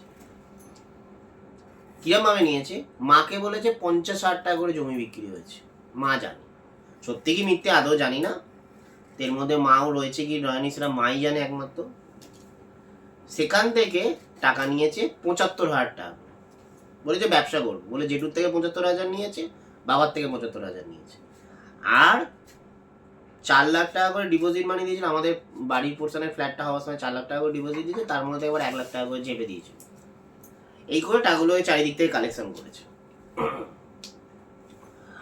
তো সেগুলো তো আমি তখন কাজে ব্যস্ত, প্লাস এ নিয়ে আমি অত মাথা ঘামাইনি। ও ততক্ষণে বাড়ি শুরু করে দিচ্ছে। আর বাড়ি শুরু করার সময় কি, তোমাদের দেখেছো সে সিঁড়ি দিয়ে ওঠার টাইমে যে পোর্শনটা ছিল, ঠাকুরঘর যেটা এখন ও করেছে সমস্ত, ওই জায়গাটা আমি মানে তাহলে এটা থাক, এই জায়গাটাতে আমি পরবর্তী হলে ঘর করব, তুই ওই দিকটা ঘর তোল। যথারীতি ওই দিকটা ঘর তুলছিল, আমি বেরিয়ে আসার পরে ও পুরোটা নিয়ে ঘর তুলে নিয়েছে। আর যেভাবে ঘরটা তুলেছে তোমরা দেখেছো, আমরা তো অল্প সিচুয়েশনটা দেখিয়েছি, বেশি তো ওপরটা দেখাতে পারিনি, তাও তৈরির আগের সিচুয়েশনটা তোমাদেরকে দেখাচ্ছি, দেখিয়েছো, দেখবে। তো তৈরির আগে সিচুয়েশন আর তৈরির পরে সিচুয়েশন দুটো দেখলেই বুঝতে পারছো যে কি রাজকীয় করেছে। টাকা পেলো কোথা থেকে ভাই, আমি তো একটাই বলছি তোমাদেরকে, টাকা পেলো বৌদি। এই তদন্তটাই হবে যে কত টাকা পেছন মেরেছে, কত টাকা মানে খারাপ ভাষা বলা যাবে না, সরি, মেরেছে, মেরে এগুলো করেছে। জেঠুর ব্যাংকের টাকা পুরো শেষ করেছে, জেঠুর গয়নাগাটি শেষ করেছে, সব কিছু, এভরিথিং এভরিথিং। তো আমি তো একটাই কথা বলি, এগুলো কি তোর একার বাপের টাকা? আর বাবা তো বলেই দিয়েছে যে যা ভাগ হবে, মা যেহেতু এখন আমার অবর্তমানে মা, তুই, বল 3 ভাগ হবে। তো ঠিক আছে, জমি বিক্রির টাকা 3 ভাগ হোক, জেঠুর যে টাকা সেটা 3 ভাগ হোক, বা সবাই মিলে ভাগ হোক যেটা আছে, যাই হোক, ও একা খাবো সেটা তো সম্ভব নয়। আইনও সেটা বলছে না, বাবাও সেটা বলছে। মা বলছে কি যে কিছু টাকা পয়সা নেই, ও কটা টাকা পেয়েছে, কিছুই নেই। কিন্তু মা জানে না যে মা কত বড় গাধা মাকে বানাচ্ছে। আর মা তো একদম সেই গেঁয়ো ভূত টাইপের, তো এখন তো বয়স হয়ে গেছে, আরোই বুদ্ধি শুদ্ধি হয়ে গেছে। তো মাকে যা বোঝাচ্ছে তাই বুঝে যাচ্ছে, ঠিক আছে। এতদিন শুনে আসছিলাম যে লোন করে ঘর হচ্ছে, তারপরে শুনলাম বনির টাকা পয়সা নেই, কাজ বন্ধ আছে। এখন শুনছি বনির শ্বশুর টাকা দিয়ে গেছে প্রথম থেকে। ও কোথায় পাবে, বেকার ছেলে, বড়লোক ঘরের মেয়েকে নাকি বিয়ে করে এনেছে, সংসারপাতি আমাকেই চালাতে হয়, টেনশন হয়ে যাচ্ছে, চিন্তা হয়ে যাচ্ছে। ও কোথা দিয়ে পাবে, সংসারই চলছে না। আর সংসার চলছে না, তার রাজকীয় ঘর হয়ে গেল, তার রাজকীয়ভাবে বিয়ে হয়ে গেল। বিয়েতে খরচা করেছে তোমরা সবাই দেখে থাকবে, কেউ কেউ দেখেছো। মানে ভাই একটাই আমার বক্তব্য, টাকাটা পেলি কোথা দিয়ে? তোর ব্যবসা শুরু করেছিস, বাইক কিনেছিস, হ্যান কিনেছিস, ঠিক আছে। আমি দেখো, তুমি আবার ভাববে যে দাদা করতে পারিনি বলে হিংসে করছে, না গো, আমার একদমই হিংসে নেই। সেটা ও জানে, ভাইও জানে, ছোট থেকেও আমার এখনো পর্যন্ত ভাই হিংসে নেই। আমি তুই কর না, 100 বার আমি তোকে আশীর্বাদ করছি, 2 হাত তুলে আশীর্বাদ করছি, তুই অনেক বড়, অনেক বড় জায়গায় যা। কিন্তু কারুর মেরে কেন, নিজের দমে কর। তুই পরজীবী, তুই কারুর না মেরে করতে পারিস না বলে তুই খালি মেরে মেরেই সারা জীবন করে যাবি? এটা কি সম্ভব বলো না, তোমরাই বিচার করো। তো তোর যেটা পোর্শন তুই বুঝে নে, যেটা বাবা মার টাকা সেটা বাবা মা যখন ভাগ করছে বাবা মার সাথে বেঁচে, যেটা আমার পোর্শন, আমার টাকা সেটা আমাকে দিয়ে দে। তুই কেন সমস্ত কিছুটা এমনভাবে গেঁড়ি গুলিয়ে দিয়ে বাবার মাথাটা খেয়ে নিবি, মায়ের মাথাটা খেয়ে নিবি, খেয়ে নিয়ে বাবা মা, তুই যখন চাইছিস যে বাবা মা মরে যাক ব্যাস পুরোটা আমার, কিন্তু সেটা হবে না, সেটা হবে না, সেটা তুই চিন্তা করে নে, সেটা হবে না। কারণ ভগবান ওপরে আছে, কারুর মেরে কিচ্ছু হয় না, কারুর মেরে কিচ্ছু হয় না। দেখবি ওই ঘর ভেঙে ভগবানের আশীর্বাদে পড়ে যাচ্ছে। হয় না, কারুর মেরে কোনোদিন চলে না। তুই এখন করছিস, সাময়িক করছিস, কর, কিন্তু কোনোদিন হয় না। যাই হোক, এবার ঘরটার অবস্থা দেখো, নিচের ঘরগুলো, বাবা মার ঘর আমাকে দিয়েছে ওইটুকু একটা ফুগলি ঘর, যেটা দেখলে একটা ফুগলি ঘর দিয়েছে। সিঁড়ির তলায় যেটা ঘর, যেটা পড়ার স্টাডি রুম ছিল, ওইটুকু একটা ঘর দিয়েছে। আর ওই সিঁড়ির তলায় যেখানে লোকে জুতো ছাড়ে, ঘরে ঢোকার সময় যেখানে জুতো ছাড়ে, ওইখানটা আমি রান্না করব। এইটা হচ্ছে আমার পোর্শন, এটা হচ্ছে মায়ের পোর্শন, মানে হিসেব মতো মায়ের সম্পত্তির মধ্যে পাওয়া আমার পোর্শন, বাকি টোটাল ওর, আর কিছু আমার নেই ওর মধ্যে। ওইটুকু, ওই একটা সিঁড়ির তলার ছোট্ট ঘর, আর ওইটুকু একটা রান্নাঘর। এবার সিঁড়ির তলায় যে ঘরটা আমি পেয়েছি, ওই ঘরটার মধ্যে যে আলমারি রয়েছে, একটা দেয়াল আলমারি, সেই আলমারিটাও চাবি দেওয়া। ওর মধ্যে যে একটু জামা কাপড় যে আমি রাখবো, থাকবো, রাখবো, জামা কাপড় রাখবো, সেটাও উপায় নেই, কারণ ওটাও আলমারি। অথচ ওই আলমারিতে কিছু নেই, সব নোংরা বাজে জিনিস রয়েছে। তো এতটাই হচ্ছে হিংসা, এতটাই ও বাবা মাকে কাছে আমাকে খারাপ করেছে। এবং আমি তো আগে শুনতাম, আমি ঘরে যখন ঘুমোচ্ছি, ও জানে না সেটা, ঘরে ঘুমোচ্ছি, লাইটটা নেবানো, আমি ঘরে ঘুমোচ্ছি, ও ভেবেছে আমি নেই। মা বাবাকে বোঝাচ্ছি, একে ঘরে ঢুকতে দেওয়াই উচিত হয়নি, তাড়িয়ে দাও, দোকানটা করতে দেওয়াই উচিত হয়নি, এইভাবে মায়ের মাথায় ঢোকাচ্ছে। আরে কেন রে ভাই, তোর কি মাছ দিয়েছি আমি? তুইও তো যা তা করে বেড়াচ্ছিলিস, এই মেয়ের সাথে সেই মেয়ের সাথে করে বেড়াচ্ছিলিস। তো তোর বেলায় কি আমি বলতে গেছি? মদ খেতে গেলি, দোকান থেকে মদ কিনে খেতে গেলি, বন্ধু বান্ধব সমেত থানায়, চ্যাটার্জিয়ার থানায় ঢুকে গেলি, তখন কাকে ফোন করলি? দাদা আয়না রে, থানায় ধরেছে। তো আমি তো কি তোকে ছাড়িয়েছি? তাহলে তোর লজ্জা সরম নেই, একদম বেহায়া, জানিস তো, একদম বেহায়া। তুই ছোটবেলা থেকে চিন্তা করতো, তুই তো কৃষ্ণ পুজো করিস, শিব পুজো করিস, অনেক পুজো করিস, ওই ঠাকুর ছুঁয়ে বলতো আমি কোনোদিন তোর সাথে হিংসেমি করেছি নাকি আমি কোনোদিন তোর ক্ষতি করতে গেছি? কিন্তু তুই প্রথম থেকে শেষ অবধি আমার পেছনে লেগে গেছিস। সমানে কিভাবে আমার ক্ষতি হবে, আমার কিভাবে আমি ডাউন হব, ছোট হব, সমানে। কেন? কেন? বাড়িটা কি তোর একার? তুই বাড়ির মালিক? তোর বাড়িতে থাকি আমি, তোর পয়সায় খাই, তাহলে কেন? কি জন্য? তুই যেগুলো করেছিস আমার ভাগের টাকা মেরে করেছিস, চুরির টাকায় করেছিস। ওর মধ্যে থেকে যে টাকাগুলো আমার রয়েছে সেগুলো মেরে বসাচ্ছিস। চিন্তা নেই, পাই টু পাই হিসেব তোকে করতে হবে, এবং পাই টু পাই হিসেবের যদি না মেলাতে পারিস, না দিতে পারিস, তোকে জেল খাটাবো খাটাবো খাটাবো। এবং চিন্তা নেই, স্টেপ টু স্টেপ দেখে রাখ, হাতে হাত করা তোর পড়বি সমস্ত ব্যাপারে। তুই কি ভাবলি বিন্দাস বড় দাদা হয়ে গেছিস, ভাই হয়ে গেছিস? হয়নি। বাপ বাপই থাকে, ছেলে ছেলেই থাকে, ঠিক আছে? এটা মাথায় রেখেছি, আমি তোকে চ্যালেঞ্জ লাগিয়ে বলে দিলাম। আচ্ছা, সবাই আর একটা জিনিস দেখো, যে সিসিটিভি ক্যামেরা যে লোকে লাগায়, কোথায় লাগায়? ঘরের আগে তো মেনলি বাইরে লাগায়, তারপরে তো ঘরের ভেতর লাগায়। ওর পেছনে এত ভয় যে রে দাদা মনে হয় এসে দিল, মানে আমাকে কিভাবে মিথ্যেভাবে ফাঁসাবে, সেই জন্য পেছনে পেছনে সিসিটিভি ক্যামেরা ঘরের ভেতরে লাগিয়েছে। বেডরুমে কেউ সিসিটিভি ক্যামেরা লাগায়? লাগিয়েছে। কেন লাগিয়েছে? যে দেখো আজকে একটা এত সম্পত্তির বড় ব্যাপার, তো ন্যাচারালি আমি তো যাবোই কথাবার্তা বলতে। এবার যখন এই মা বাবার সাথে কথা বলছি বসে, বাবার সাথে ভালোভাবে কথা বলছি, মায়ের সাথে কথা বলছি ভালোভাবে, ও সেটা এসে পরে আমাকে চমকাচ্ছে, এই তুই এসে মাকে মারধর করতে গেছিস কেন? আমি যা গেল, মাকে মারধর? মা বলছে হ্যাঁ তুই তো আমায় বললি ঠেলে ফেলে দেবো, নিচের জমি সরে যাবে।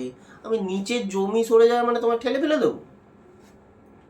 ঠিক আছে, যাই হোক, একদিক থেকে ভালোই হয়েছে ও ক্যামেরা লাগিয়েছে।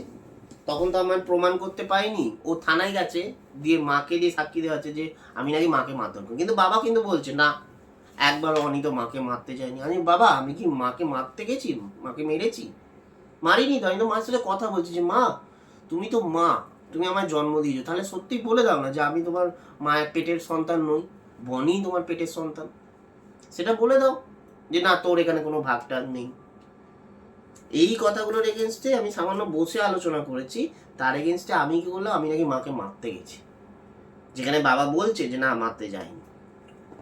ঠিক আছে, এবার আমার আত্মীয় স্বজন তোমরা যারা যারা দেখছো, দিদি ভাই দাদা যারা যারা দেখছো সবাই জানো, সকালবেলার দিকে যে মানে জেঠু যখন মারা গেছে আমি তো জানি না, অসহ্য হয়ে গেছে আমি জানি না, ঠিক আছে?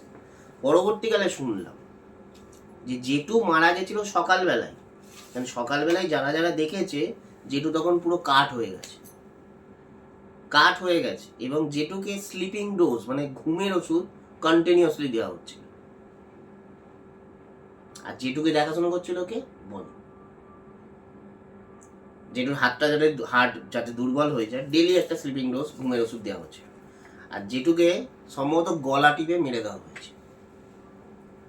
কেন মেরে দেওয়া ডিটেলসটা বলছি, সকালবেলা যারা যারা গিয়ে দেখেছে, দেখে বলছে যে অলরেডি মারা গেছে। তখন বনি কি বলছে, মানে আমার ভাই, তোমরা সবাই জানো, আমাদের রিলেটিভের কথা বলছি, সবাই এটা জেনে রাখো, বলতে এটা সত্য ঘটনা। এবার বনি বলছে না না ঘুমোচ্ছে, তো রাত্রিবেলা ঘুমের ওষুধ খায় তো ঘুমোচ্ছে। আর ঠিক বিকালবেলা মানে ডেথ সার্টিফিকেট এসে গেছে, সব কিছু এসে গেছে, গাড়ি এসে গেছে, ফুলমালা দিয়ে সাজানো হয়ে গেছে, তখন আত্মীয় স্বজনরা খবর পাচ্ছে যে জেঠু মারা গেছে। সবাই খবর পাচ্ছে যে জেঠু মারা গেছে। আর যখন সবাই এসছে ওই কয়েক সেকেন্ডের মধ্যে, তখন দেখে গলায় ভালো মতো একটা চিহ্ন, দাগ, যে দড়ির ফাঁস হোক বা গলা টিপে মারা হোক তার ফাঁস। পোস্টমর্টম হলোও না, ডেড বডি পুড়ে গেল, ডাক্তার ডেথ সার্টিফিকেটও দিয়ে দিল, কেন বয়স্ক হয়েছে মারা গেছে। ফলে ওর রাস্তা ক্লিয়ার, ব্যাংকে যা টাকা পয়সা ছিল সমস্ত কিছু ছিল ওর গব্বে, পেয়ে গেল, আনন্দ। তারপর থেকেই ওর এবার বাড়ির একদম ধুমধুমার, বিয়ের প্ল্যানিং, বিয়ে টিয়ে সমস্ত কিছু বিন্দাস হতে থাকে।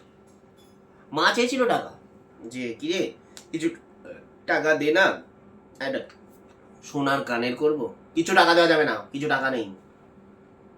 মা তো বোকা, মা তো বিশাল পরিমাণে বোকা। মাকে তো রীতিমতো বাবা মাকে ঠকাচ্ছে। বাবা আমার কাছে কোনো টাকা পয়সা নেই, সব টাকা পয়সা ওর কাছে। ও সমস্ত কিছু ম্যানেজ করছে। কেন? কেন তুই ম্যানেজ করার কে? তুই বাবা মার চিকিৎসা করছিস মানে কি তুই সমস্ত কিছু ম্যানেজ করবি? আমার যে সোনার আংটিগুলো ছিল, যেগুলো আমি অন্নপ্রাশনে পেয়ে গেলাম, বাবার যে আংটি ছিল, সেগুলো সব ওর হাতে। কেন? তুই করে দিয়ে পড়লি ভাই? কিনলি তুই? কবে কিনলি? চুরির টাকায় কিনলি? থাকবে না, চুরির জিনিস কোনো থাকে না, এটা মাথায় রেখে দে। আর কি মানে মাথা আমার না, এগুলো যখন ভাবি না সত্যি মাথা আগুন জ্বলে যায়, আগুন জ্বলে যায়। তোমরা নিজেরা একটু আমার কমেন্ট করে জানিও যে এটা ঠিক না ভুল।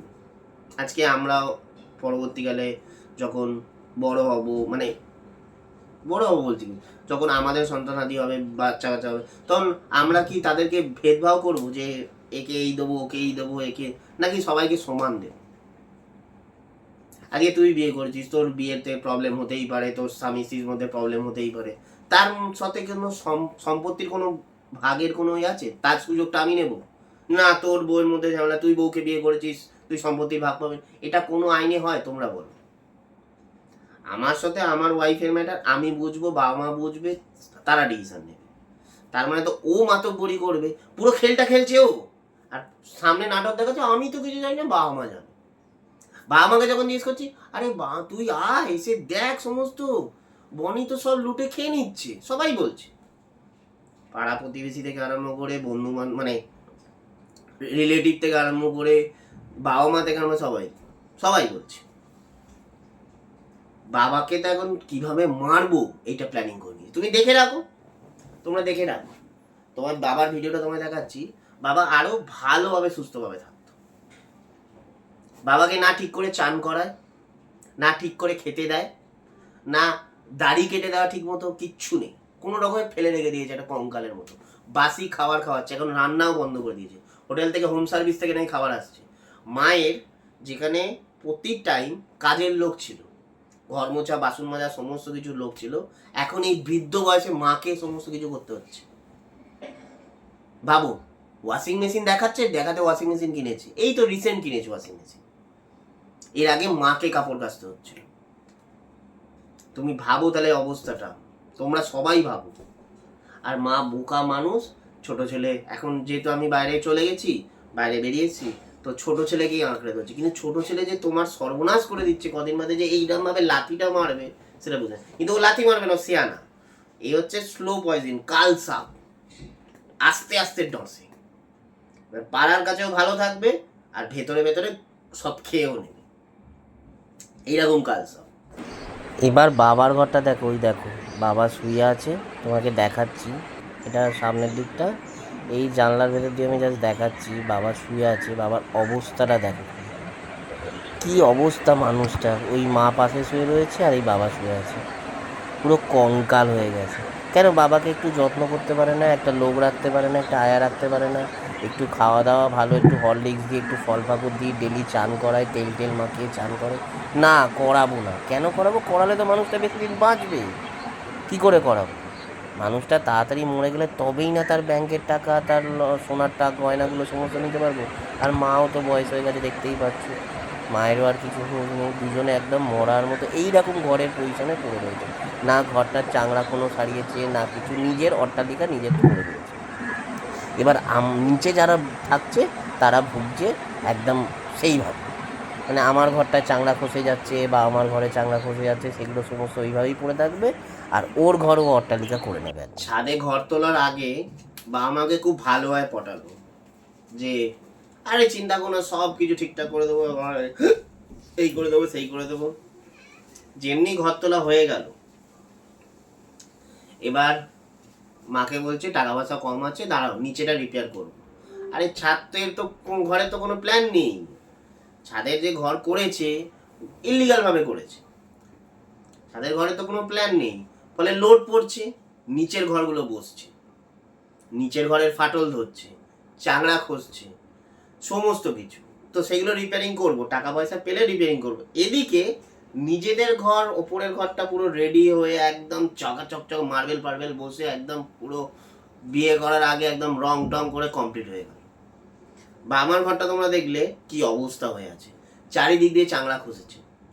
রং টং তো ছেড়েই দাও, সব তো অনেক দূরের ম্যাটার। টাকা কোথায়? যখনই মা কিছু করতে বলবে টাকা পয়সা নেই, নিজের করার বেলা সব টাকা পয়সা থাকবে। স্কুটি কিনবে, বুলেট কিনবে, সব কিছু কিনবে, তার বেলা টাকা পয়সা।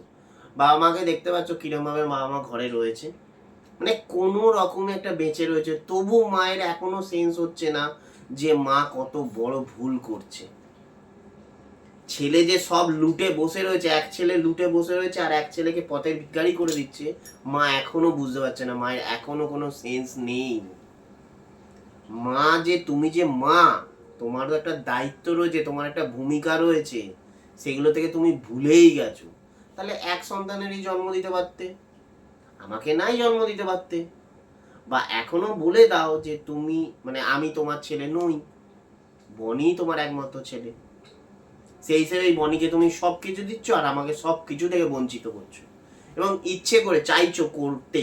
বাবা কিন্তু চাইছে না, তুমি চাইছো। দেখা যাক ভগবান কি চায়। তবে এইটুকু আমি জানি যে সত্যের পথ হয়তো একটু কঠিন হয়, কিন্তু সত্যের পথে চললে শেষ অবধি জিতটা তোমার অবধারিত, তুমি জিতবেই। এই যে আজকের ভিডিওটা আমি সবার কাছে রিকোয়েস্ট করছি, পুরোটা দেখো। আমার আত্মীয় স্বজন, পাড়া প্রতিবেশী সবাই যারা যারা দেখছো সবাই পুরোটা দেখো, দেখে লাস্টে তারপর বিচার করো। তো যাই হোক, বাবা মার তুমি ঘরটা দেখলে এবং বাবা মাকে দেখলে। বাপি তো পুরো সেই কঙ্কালের মতো হয়ে গেছে, খেতেও ঠিকঠাক দেয় না। বাপিকে যে একটু হরলিক্স, একটু ফল, একটু প্রোটিন, ও সব দূরের কথা। চাইছেই তো তাড়াতাড়ি মরে যাক।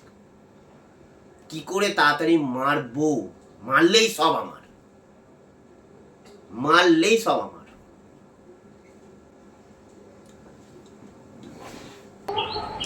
এই ঘরের পজিশনটা দেখতেই পাচ্ছ, বুঝতেই পারছো চারিদিকটার কী অবস্থা হয়ে রয়েছে। এর মাঝখানেও আমি গেছিলাম যে দুটো জমি বিক্রি করে দিয়েছি, দুটো জমি যেটা আমারও অধিকারের জমি, সেই জমি বিক্রি করে সবাই টাকা পেয়েছে। প্রতিটি জেঠুর ছেলেরা সবাই টাকা পেয়েছে, শুধুমাত্র পাইনি আমি। সেই টাকাটা ভোগ করছে কে? বনি। বনি নিজে সেই টাকাটা আত্মসাৎ করেছে। কেন করবে? কেন করবে? বাবা যেখানে মা বেঁচে আছে, বাবা মা বলে দিয়েছে সেটা 3 ভাগ হবে, একটা মায়ের ভাগ, একটা ভাইয়ের ভাগ, একটা আমার ভাগ। তাহলে একটা ভাগের টাকা তাহলে আমার পাওয়ার কথা, সেই টাকাটা কোথায়? সেই টাকাটাও মেরে বসে আছে। বাবা মাকে বলেছে 50,000 টাকা জমি বিক্রি হয়েছে, কিন্তু 50,000 টাকা জমি বিক্রি হয়নি। সেই জমিটা যথেষ্ট 3,75,000 কি 4.5 লাখ করে একটা জমি বিক্রি হয়েছে, মানে একজনের ভাগে এসছে। তাহলে সেখানে আমার ভাগের টাকা নেই, উদাও। তো এই টাকাগুলো মেরে মেরেই আলটিমেট ও নিজের রাজপ্রাসাদ করেছে, নিজের বাইক কিনেছে, নিজের স্কুটি কিনেছে, মানে নিজের স্টাইল মেনটেন করছে, সংসার চালাচ্ছে, বউকে খাওয়াচ্ছে, পরবর্তীকালে বাচ্চা হবে, বাচ্চাকে খাওয়াবে। তো সমস্ত কিছু এই হচ্ছে পরজীবীর উদাহরণ। পরজীবী প্রাণী কাকে বলে তার উদাহরণ। এই আমার ঘরটা, এইটা হচ্ছে আমার ঘরের স্পেস দিয়েছে, এই ঘরটা আমি ব্যবহার করতে পারবো। এই দেখো অবস্থাটা ঘরের, মানে হিসেব মতো সিঁড়ির তলার ঘর, সিঁড়ির তলার খোপ, সিঁড়ির তলার ঘর। এই ঘরটাতে আমাকে ব্যবহার করতে দিয়েছে, এই ঘরটা আমি ব্যবহার করব। এই সমস্ত কিছু পরিষ্কার করে এই ঘরটাকে আমি ব্যবহার করতে পারবো। তো তুমি দেখো ঘরটার ওইটুকু স্পেস আছে না, একটা আলমারি রাখার জায়গা আছে না কিছু। এই ঘরটার মধ্যে কোনো মানুষ কি থাকতে পারে? কিন্তু থাকতে হবে, থাকতে হবে। কেন না, ছোট ভাই বলেছে, ওর পজিশান যা আছে, ওর পজিশান ছাড়তে পারবে না। এইটুকুই আমার পজিশান, এইটুকু পজিশান আমি দয়া করে পেয়েছি। তো এই পজিশানেই আমাকে থাকতে হবে, এই পজিশানের বেশি ও দিতে পারবে না, কারণ ওর পোর্শান কমে যাবে। দিলে ওর পোর্শানটা, ওর ভাগটা তো কমে যাবে। বাবার ওদিকে যেটা বাবার পোর্শানের ভাগ, সেখানে ফ্ল্যাট দেবে না। এখানে মায়ের পোর্শানে, সেখানে আমাকে ঘর দেবে না। এইটুকু একটা ঘর দেখো, তুমি দেখো একটা সিঁড়ির তলার এইটুকু খাবলা একটা ঘর। দেখতে পাচ্ছ অবস্থাটা? তুমি দেখে নাও, তোমরা সবাই দেখে নাও, ঘরটার অবস্থা দেখে নাও। এই একটা ভিখারির মতো চাংড়া খসে যাওয়া। এই যে সাইড আলমারি দেখছো, এই আলমারিটাও আমি ব্যবহার করতে পারবো না, অবস্থা দেখো। এর মধ্যেও যে জিনিসপত্র কিচ্ছু নেই, ফালতু জিনিসপত্র আছে। এটাকেও চাবি তালা দিয়ে লক করে দিলে না, ওই আলমারি ব্যবহার করতে পারবে না। চাপ বাবা, আমার ঘর যদি তুই এই ঘরটা আমাকেই দিয়ে রাখবি ব্যবহার করার জন্য, এই ঘরটা আমি আলমারি ব্যবহার করতে পারবো না। এর মধ্যে আমি আমার জামা কাপড় কিছু রাখতে পারবো না, এই ঘরটা ঠিক ব্যবহার করবো। ওকে ফাইন, দেখতে পাচ্ছ। তার মধ্যে এখানে ওর এক বাবা মার একটা শোকেস ঢোকানো আছে, ওই কাপ ফাপ সমস্ত রাখা রয়েছে। তো আমার ঘরের স্পেসটা কোথায়? এখানে তো আমি আমার ঘরে কিছু স্পেস দেখতেই পাচ্ছি না। দেখো এখানে একটা খাট যদি এরকম পাতা হয় তাহলে আর এইটুকু যাওয়ার স্পেস কোনোরকমই। দেখো চাংড়া ফাংড়া চারিদিকে খসে পড়ছে, দেয়ালগুলোর অবস্থা দেখো। এই হচ্ছে ঘরের পজিশন।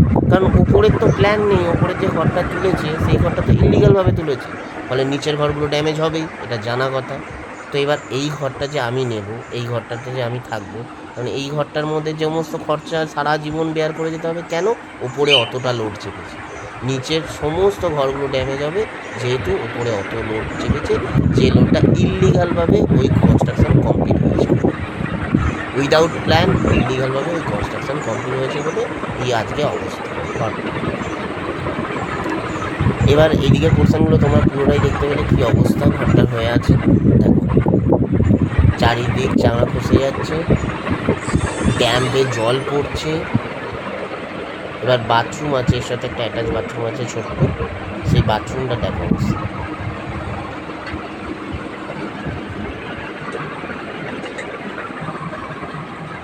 দেখো এবার দেখাচ্ছি তোমাদেরকে বাথরুমটার অবস্থা। মানে ঢোকার মতো তো স্পেস নেই, একদম ছোট্ট জায়গা না, তাও তোমাদেরকে শেয়ার করছি। এই দেখো অবস্থা, চারিদিকটা দেখো তোমরা, খালি চাংড়া কষে পুরো বাড়িটার কি অবস্থা হয়েছে দেখো। চারিদিকটা তোমাদেরকে দেখাচ্ছে। এই দেখো উপর থেকে বড় বড় চাংড়া খসছে, পুরো ঘর দেয়ালগুলো ড্যাম্প হয়ে গেছে, সমস্ত কিছু চাংড়া খসিয়ে দিয়ে সমস্ত ঘরটার অবস্থা দেখো। এই ঘরটা কিভাবে কি রিপেয়ার করবো? দেখো আমি আমায় ঘরটা দিচ্ছে মানে আমি রিপেয়ার করবো, ঠিক আছে, ভালো কথা, সব কিছু মানছি। কিন্তু যে ঘরটার ওপরে ইলিগাল কনস্ট্রাকশন করা থাকে, যে ঘরটার যা লোড ক্ষমতা তার ক্যাপাসিটি হাই ক্যাপাসিটি দিয়ে ওপরে যদি ঘর তোলা থাকে, তো নিচের ঘর তো ড্যামেজ হবেই। এই ঘরটা তো আমি কত মেরামত করবো? এই ঘরটা যদি আমি নিই, এই ঘরটা যদি আমি থাকি, এই ঘরটা আমি কত মেরামত করবো তুমি চিন্তা করো। এই ঘরটার অবস্থাটা দেখো খালি। আর নিজে অট্টালিকা নিজের বানিয়ে নিয়েছে, নিজের রাজপ্রাসাদ বানিয়ে নিয়েছে। কোন অধিকারে ও বানানোর রাজপ্রাসাদটা? ও একবারও জিজ্ঞাসাবাদ করেছে যে হ্যাঁ দাদা আছে, দাদার কোনটা ভাগ? ও কি আমার ভাগটা রেখেছে? রেখে নিজের করেছে? করেনি। কেন করেনি? তোমরাই বিচার করে বলো যে হ্যাঁ, যে আমার ভাগটা তাহলে গেল কোথায়? ও যে পাড়ায় হিরো সেজে বেড়াচ্ছে, ফেমাস হয়ে যাচ্ছে, কেন কী করে কিছু কী করে হচ্ছে? এই দেখো এই হচ্ছে অবস্থা। এই একটা ছোট্ট ঘর, এই একটা সিঁড়ির তলার হিসেবে মতো স্টাডি রুম বা স্টোর রুম এটা বলা যেতে পারে। এটা কিন্তু একটা ফ্যামিলি থাকার রুম নয়। তোমরা নিজেরাও দেখতে পাচ্ছ, যতই ছোট ছোট হলেও একটা আলমারি রাখার প্রয়োজন আছে। দেখো খাটের একটা বেঁধে দিলে তার সাইড দিয়ে যাওয়ার মতো জায়গা নেই, কোনো রকমের ধাক্কা ধাক্কি করে এখান দিয়ে বেরোতে হয়, বেরোবার মতো পজিশনে। দেখতে পাচ্ছ? দেখো দেখো তোমরা নিজেরা চোখে দেখো। তাহলে এই রকম রুমের মধ্যে কি কেউ থাকতে পারে? কিন্তু এই রুমটা আমার পাওনা যে হ্যাঁ থাকতে হয় থাক, না থাকতে হয় চলে যায়, দেবো না কিছু, তোকে কোনো ভাগ দেব না। যেখানে বাবা মা বেঁচে আছে, বাবা মা বলছে যে হ্যাঁ সব কিছু দেবে, কেন হবে না? তোর ভাগ আছে, মায়ের ভাগ আছে, সবার ভাগ আছে, তিনজনেরই ভাগ আছে, সেখানে ও কি বলছে? দেব না। বেশি করবি তোকে মার্ডার করে মেরে দেবো, লোক দিয়ে মার্ডার করে দেবো। আর থানায় গিয়ে উল্টোপাল্টা বলছে কি আমি নাকি ওকে বলেছি মার্ডার করে। দেখো আমি আজ থেকে তোমায় বলে দিচ্ছি, তোমাদের সবাইকেই বলে দিচ্ছি, সোশ্যাল মিডিয়ায় আমি আছি, তো সোশ্যাল মিডিয়া তোমরা সবাই জানবে কোনটা সত্যি কোনটা মিথ্যে। পরবর্তীকালে যদি কোনো কারণে আমার মৃত্যু ঘটে, বাইরে কোনো মার্ডার হয়ে যায়, সেটা বুঝতেই পারবে, তোমরা জানতেও পারবে যে ও লোক দিয়ে সেই জিনিসটা কাজটা করিয়েছে, আর সেটার জন্য তৈরিও আছে।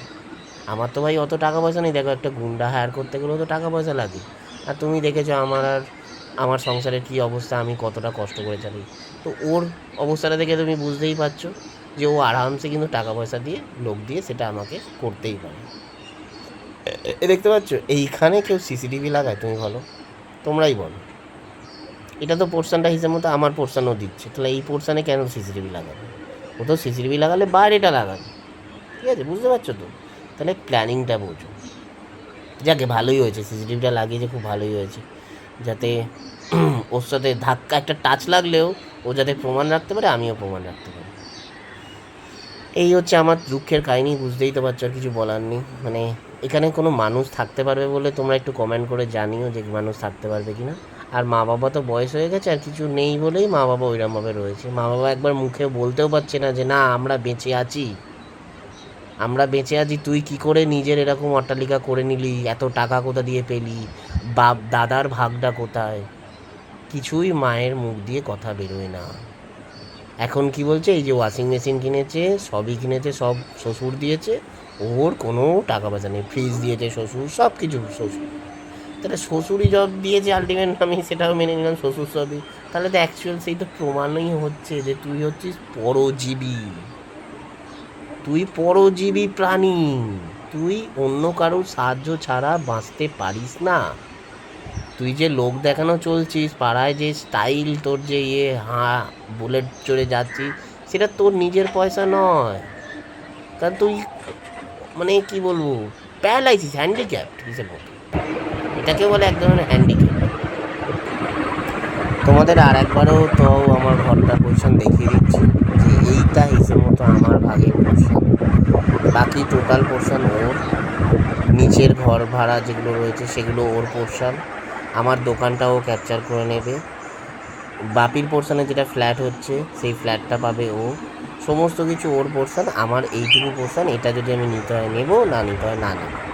মানে এটা হচ্ছে ওর রেলা, গায়ের জোরে রেলা, এটাই আমাকে নিতে হবে, নিতে হয় নেব, না নিতে হয় না। এটা তোমরা প্লিজ, তোমাদেরকে রিকোয়েস্ট, তোমরা কমেন্ট করে জানিও এই যে এটা কি ন্যায্য, এটা কি ঠিক, না আমার সাথে অন্যায় হয়েছে বা হচ্ছে। প্লিজ কমেন্ট করে জানিও। কী অবস্থাটা তোমরা দেখতেই পাচ্ছ, কীরকম দুরবস্থার মধ্যে রয়েছি, কীরকমভাবে রয়েছি। প্রতিটি টাইম থ্রেডনিং, প্রতিটি টাইমে ভয় দেখানো, প্রতিটি টাইমে অত্যাচার, সমস্ত সহ্য করে চেষ্টা করছি জেতার। তোমরা পাশে থেকো প্লিজ, তোমাদের আশীর্বাদ, তোমাদের ভালোবাসা, তোমাদের সাপোর্ট, তোমাদের প্রোটেস্ট ছাড়া আমরা এগোতে পারিনি আর এগোতে পারবো না। সেই জন্য প্লিজ রিকোয়েস্ট করছি, এটা একটা ভিজিট করতে গেলে কীভাবে কী করবো তোমরা কমেন্ট করে জানাও। দেখো তোমরা আর একবার ভালোভাবে দেখিয়ে দিচ্ছি অবস্থাটা, দেখো চোখে জল এসে যায় গো, সত্যি বলছি চোখে জল, যখনই আমি দেখি চোখে জল এসে যায়। এই হচ্ছে অবস্থা ভাই। আমি তো আমার ঘরের পোর্শনটা, আমারও তো ঘরের পোর্শন আছে নাকি, আমার পোর্শন কিছু নেই, আমার বাঁচার কোনো অধিকার নেই, আমার মরে যাওয়াটাই ভালো, আমাকে মরে যেতে হবে, কারণ তোকে বাঁচতে হবে, কারণ তুই পরজীবী প্রাণী, তোকে সব দিয়ে দিতে হবে, তুই অট্টালিকা নিয়ে থাকবি, আর আমাকে মরে যেতে হবে, শেষ হয়ে যেতে হবে। এটাই কি আলটিমেট আমার লাইফ? তোমরা প্লিজ কমেন্ট করে জানিও এবং ভিডিওটাকে পুরোপুরি দেখো, দেখে ভালো লাগলে একটা লাইক করে দিও। ভালো লাগলে মানে কি, তোমার ভালো লাগার লাইক এখান দিয়ে বেরোবার কথা নয়, তোমরা লাইক দিতে পারবে না, চোখের জলই বেরোবে।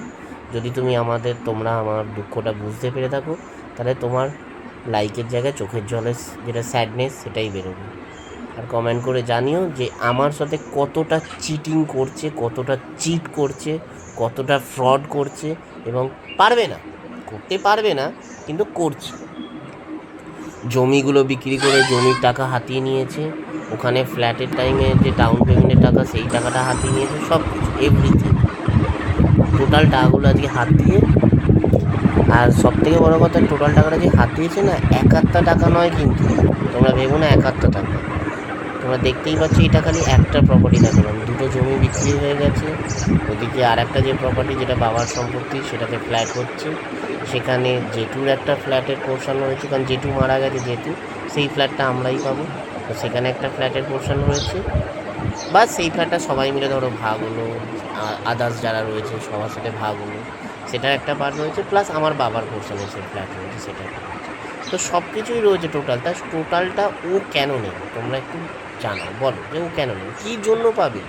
ওর বক্তব্য আমি 4 বছর ধরে দেখেছি তাই আমি চাই। আরে তুই 4 বছর দেখেছিস, তো বাকি 20 বছর তো আমি দেখেছি। তুই 4 বছর দেখেছিস, বাকি টাইমটা তো সংসার আমি চালাতাম, আমি আর বাবা চালাতাম, তুই তো চালাতিস না, তাহলে তোরা এত মুখে বড় বড় কথা কেন?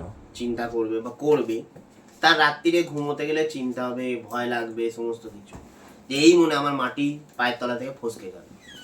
তো আগের বারে যখন পোস্টেতে ওর বলেছিলাম, তখন তো ভয়তে ওর এত বড় ফেটেছিল একদম। তো সেই জন্য সবার সাথে আলোচনা করছে, হ্যাঁ দেখ সোশ্যাল মিডিয়া এগুলো এরকমভাবে ছাড়ছে, এগুলো কি ঠিক, কেন এগুলো ছাড়ছে, বনি এগুলো সবার সাথে আলোচনা করছে। তো আমি ছাড়ছি, আমি সত্যি, আমি ঠিক, তুই ভুল কাজ করেছিস, করে যাচ্ছিস, সেই জন্যই আমি ছাড়তে সাহস পাচ্ছি এবং ছাড়বো, ভবিষ্যতে আরো ছাড়বো, প্রত্যেক দিন ছাড়বো। তো যাই হোক, এই রিসেন্ট তোমরা দেখেছো যে পুরো বাড়িটাই ও ক্যাপচার করে নিয়েছে। আমার ভাগে দিচ্ছে ওই একটা ঘর আর ওইটুকু সিঁড়ির তলায় রান্নাঘর, বাকি পুরো বিল্ডিংটা অলরেডি ও ক্যাপচার করে নিচ্ছে। একটা জায়গাও দেখতে পেলে না বাকি রেখেছে যেখানে আমি মালপত্র রাখবো বা আমার একটা ঘর হবে, সমস্তটাতে নিজে কমপ্লিট করে দিয়েছে। এদিকে পাখি রেখে পাখির বিজনেস করছে, এদিকে ওয়াশিং মেশিন রেখে ফিল্টার লাগিয়ে ওই দিকটা ক্যাপচার করে নিয়েছে, ওপরটা তো পুরো ক্যাপচার করে নিয়েছে, মায়ের ঘরে তো ছেড়ে তো জায়গাই নেই, বাইরের দালানটাও ক্যাপচার করে নিয়েছে সব। বাকি একটু জায়গা আমার ফিল্টারগুলো রয়েছে, সেগুলো আমাকে ধমকি দিচ্ছে যে মালগুলো সরিয়ে নে, নালে ছুঁড়ে ফেলে দেবো, ওই যা মালপত্র আছে পরিষ্কার করে নে, ঠিক আছে, ওখানে ইঁদুর হচ্ছে তোর, ওই মালপত্রগুলোর জন্য ইঁদুর হচ্ছে, আমার ওইটুকু মাল রয়েছে তার জন্য ইঁদুর হচ্ছে, আর পুরো ঘরে ইঁদুর নেই, কোথাও ইঁদুর নেই, যেখানে ওটা পুকুর পাড়ের জায়গা সবসময় ইঁদুর, ওখানে একদম পুরো বিল্ডিং পুরো বাড়ি এলাকাতে একদম ইঁদুর ভর্তি, তাই ওইটুকু মালের জন্য ইঁদুর হচ্ছে। তো ওই মালটাকে না সরালে ও ছুঁড়ে ফেলে দেবে। আর ঠিক আছে, তোর ক্ষমতা থাকলে তুই ওটা ছুঁড়ে ফেল, তোর ক্ষমতা থাকলে তুই ওটা ছুঁড়ে ফেলে দেখা, যে ওই জায়গাটা পরিষ্কার করে তুই দেখা যে তোর ক্ষমতা আছে, তবে তো জানবো তোর ক্ষমতা আছে, এত ক্ষমতা দিয়ে এত কিছু করেছিস। কিন্তু ক্ষমতা দিয়ে করা আর সেই থাকা, ধরে রাখা, দুটোর মধ্যে তফাৎ। তুই করছিস কেন এখন আমি কিছু বলিনি, তাই করেছিস, এবার বলবো এবার তুই করে দেখা বা এবার তুই রেখে দেখা সবকিছু। তো ওই জন্য আবারও বললাম, তুই চোর, তুই পরজীবী, তুই চুরি আর কারুর কে না ধরে তুই টিকে থাকতে পারবি না, তোর টিকে থাকার ক্ষমতা নেই।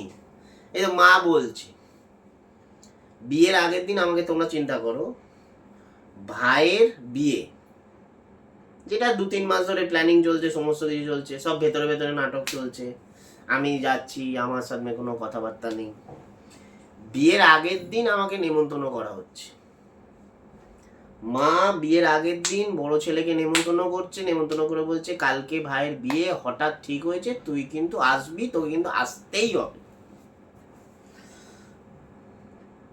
আমি শুনছি, সবার থেকে শুনছি, বনির বিয়ে, ভাইয়ের বিয়ে, সবাই বলছে কিরে তুই যাবি না, আমি না, আমার নেমন্তন্ন করেনি, আমি যাব না। তো যাই হোক, আমি হয়তো অনেক বড় পাপী, অনেক বড় পাপ করেছি, অনেক খারাপ, কিন্তু আমি লোভী তো নই, তোর মতো লোভী নই, যাই কে বাদ দে, তোর বিয়ে, তোর স্ট্যাটাস, যার জন্য তোর প্রোফাইলে একটা বাবা মা ছবি নেই, তুই বাবা মাকে এত ভালোবাসিস না যে বলার কথা না, যার জন্য তোর প্রোফাইলে বাবা মার কোনো ছবিই নেই, বাবা মাটাকে কুকুরের মতো রেখেছিস, কবে মরবে আর ঘাটে গিয়ে ফেলে দিবি।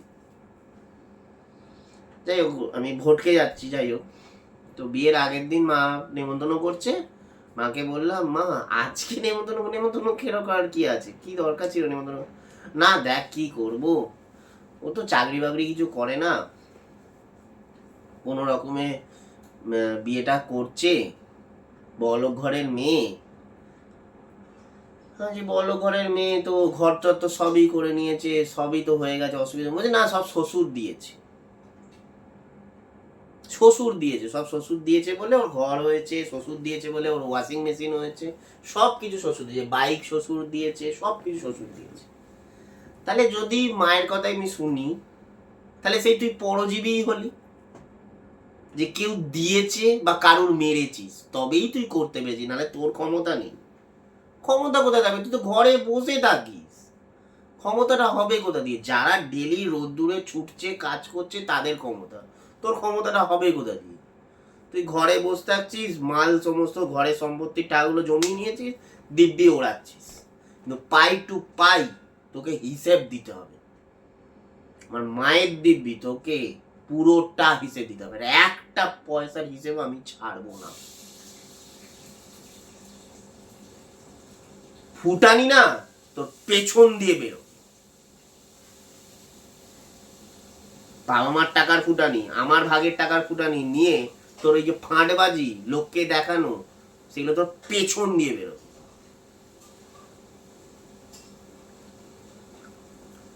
কি করতিস তুই?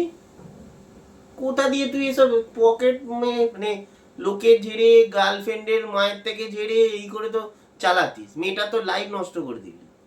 তার আগে দেবযানী, পামেলা, হাজার জন রয়েছে, হাজারটা মেয়ের লাইফ নষ্ট করেছিস।